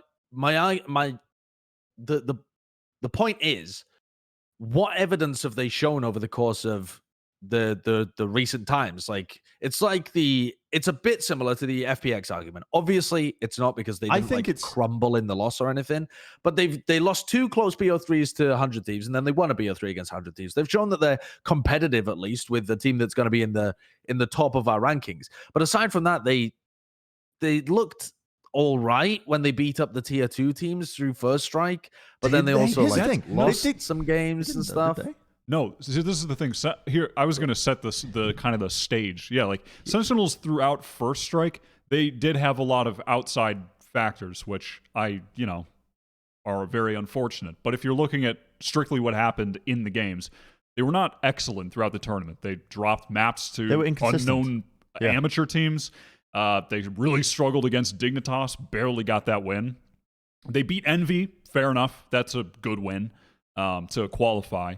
And then in the main event, they lost 100 Thieves, and I can't even remember. Who did they beat in the quarterfinals, actually? I don't even remember. Was it FaZe? Wait, oh, yeah, it was FaZe. Yeah, and FaZe are not even touching this list. They're not even close, right? So, yeah. See, I agree with everything you're saying, and then I also, a little voice in the back of my head is saying, and G2 literally lost to Guild, you dumb fuck. Why have you got them in 3rd? Like, you know what I mean? Like, there's arguments for them. Well, yeah, but it wasn't impactful on the game to that kind of level. They still would have lost anyway. Guild is top 2. That's it. My That's argument the video. where's Guild on the list? For Sentinels. Yeah, exactly. It's the same justification I have for wanting to rate Liquid higher than they are in 10th right now, and being the only person doing it. It's because I think the inconsistent showcase that we've seen from Sentinels isn't indicative of what their actual performance is and where their actual placement is as a team. Like, I think moving forwards into 2021, I'm expecting this team to be contesting with 100 Thieves in that #1 spot. 100 Thieves, I think, haven't even reached their potential yet as a team. I think they still have a little bit to go. I'm coming around to Bren's idea because the thing is, they've played 3 BO3s recently against 100 Thieves, who we're all ranking at least in the... I mean, I'm assuming we're ranking in the top 2 in the world. Yeah, that's in the top 2. They were 1 round away from being able to beat them the first time around. If they had won one more, if they had actually managed to win the OT on Icebox, they win that. They knock 100 Thieves out of first strike. Sorry, not the first time around. That would be the second time around. But then, they played them in the close qualifiers the previous time as well, and it was like 10-13 on Haven was the final result. Like, it's insanely close with the best team in North America and arguably the best team in the world. And it's so tough, the especially problem when you with get towards the top. Sorry, go on, Wyatt. Oh, no worries. The problem with Sentinels is they were consistent all year. They were the best team in NA all year. And it was just at the very end that you're struggling to rate them as the best team, right? But this is the end of 2020 ranking. I think it's very possible that this is like the lowest they will be on a power ranking ever up until this point. But also, and then they're going to if you bounce talk back about the very end of 2020, like the actual end of 2020, they looked back to form in the. They look back to form in JBL. Man. Like, they actually look fucking good. Why are we even debating this at this point? They did. I think I'm happy with them in third. Bren's won me over. I think they're better than Heretics, honestly.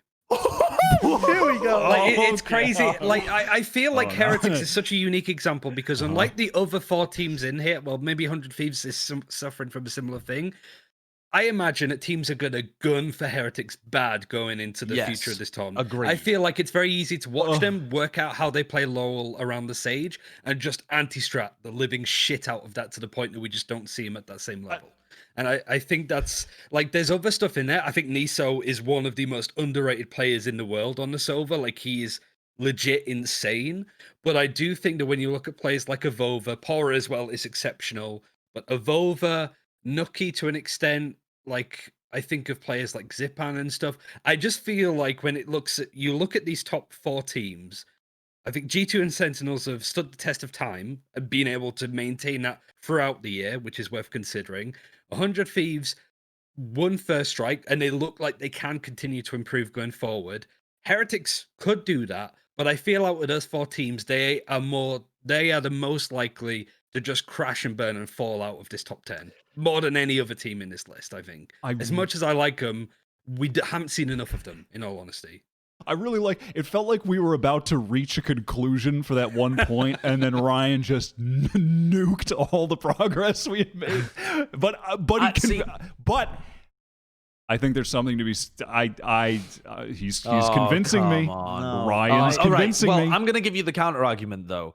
As much as I do think that teams, as much as I do think that teams are going to counter strat Heretics and they are going to really try and focus on taking them down, that's an argument for the future, and who knows whether it'll even be successful. You can't just say, oh, the Korean teams will counter-strat Vision Strikers and they will eventually lose. Therefore, we should rate TNL above Vision Strikers. Like, there's no...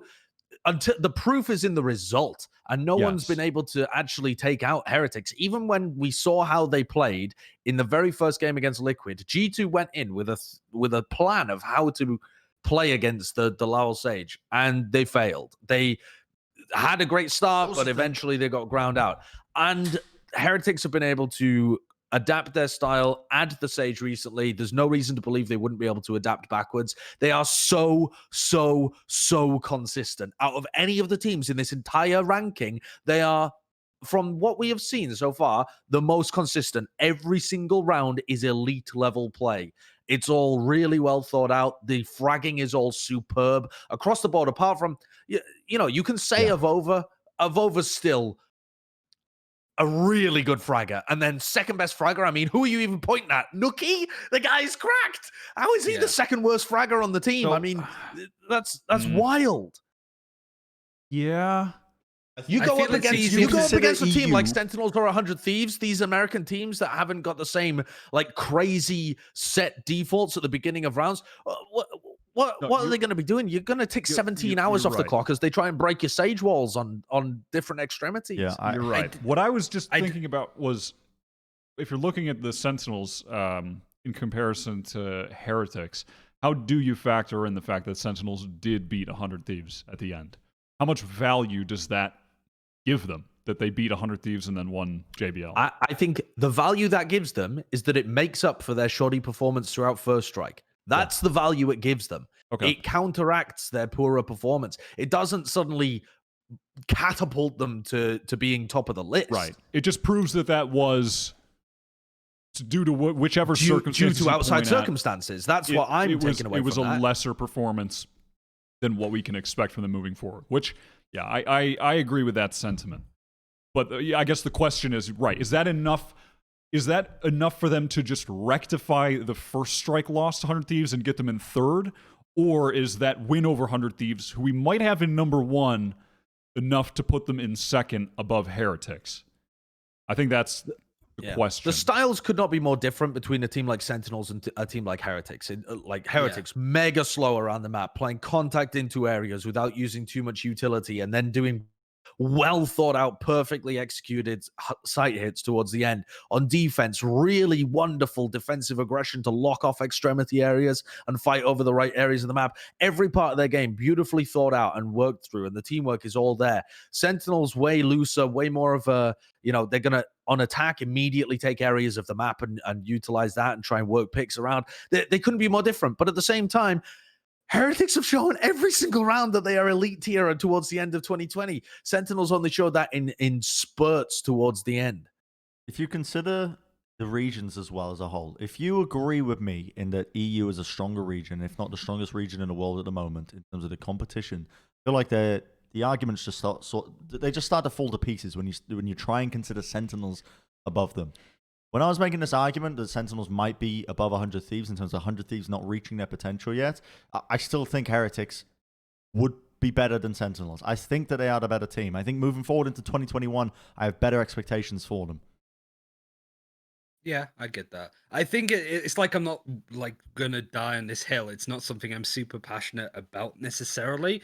I just feel like with Heretics, because we've seen so little of them, I think it's very easy to call a team super consistent when they've played less than half of the rounds and maps of pretty much Sentinels and G2 in that case, right? So the question for me is like, have Heretics got the capability to continue doing that into 2021? Or is somebody going to just swipe them, get their number, and effectively work out how to break this team down? That's I think you have a great point. I have around it. I think you have a great point. I think that could totally happen. I think that is a point, but they're not going to crash and burn. I think like worst case scenario, they drop down to like the level of, I don't know, the FPX. top FPX. Like that's the lowest that they would be able to get to. Heretics. They're still going to be a damn good team, I think. And at the moment, this is a ranking at the end of the year, and they no one can say they possibly had an easy route through First Strike. They beat the teams required to get there. They beat Liquid. They beat G2. They got to the finals. They beat Summon, who were going up on a hot streak through the other side of the bracket, and proved that they were the better team in that circumstance. They ran the gauntlet and they won. The reason that I would be arguing for them number one on the list if I didn't have Ryan's concerns that they would be counter-stratted. I'm not arguing for them number one though, because I agree with Ryan in that we need to see them kind of tested more. I think as well, actually, what I can see is, let's take, for example, going back to the start of the episode, Yoru, put Pora on that agent. Imagine, like, even if we see Lowell having to move away from Sage, those kind of players and what they can do. I think that's one of the reasons why FPX dropped Meddo, right? Because Meddo wasn't a flexible player in that sense. They're thinking about picking up Dimasic, who is a super flexible player that can pretty much play anything that's needed. So I feel 100 Thieves do belong on the top because I think that will adapt to the change of the game. It's a very different, like, I guess, set of expectations going into it, but with how Valorant is setting itself up with an agent every 2 months and constant meta changes, I feel like 100 Thieves are pivotal at that. Sentinel's good at that. I gotta get Heretics this is an off. iffy one. So Bren, I gotta get this off. Josh, I think you just made a very important point. And let me ask a question. Before First Strike, who would have been number 1 on the power rankings? G2, right? Probably. G2, yeah. Right? Okay. So Heretics, to win First Strike, they beat Liquid, they beat Summon, and they beat G2, who would have been number 1 on the power rankings before. 100 Thieves, to win First Strike, the toughest competition would have been Sentinels, but Sentinels weren't at 100%. So they beat a not at 100% Sentinels, and they beat TSM, who we rank lower than teams that Heretics had to beat on their way up, or very closely around TSM rank is where we put Summon, Liquid a bit below that. And then who else did 100 Thieves really beat on the way there? No one really of note. I mean, they had they had struggled in the first qualifier, but they made it through, if I remember correctly. But yeah, to beat TSM. My main point is they beat a okay Sentinels that were not at 100%, and then they had a solid win against TSM.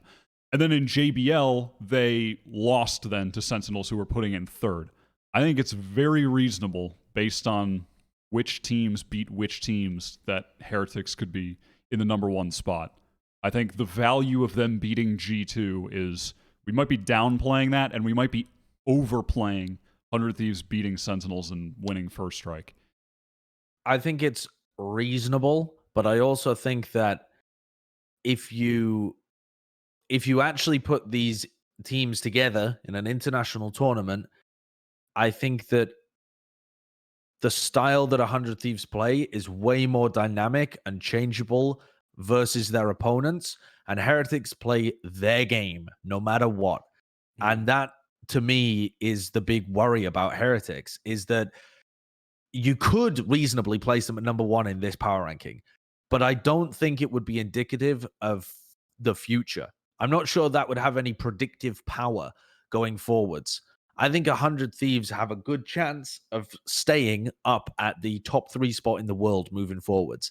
I think Heretics have a much stronger chance of dipping down to like 5th after their game is kind of figured out a bit. I would expect them to be the team that has to adapt a bit more. Whereas 100 Thieves looks so adaptable to their opponent as well. Yeah, like they have some great setups, but they also get good reads of their opponent and adapt to how they are playing against them. And you can't just outplay them. They're constantly changing as well. I feel better about 100 Thieves moving forwards into the future, but I can understand the argument for Heretics at number 1. I gotta lock it in.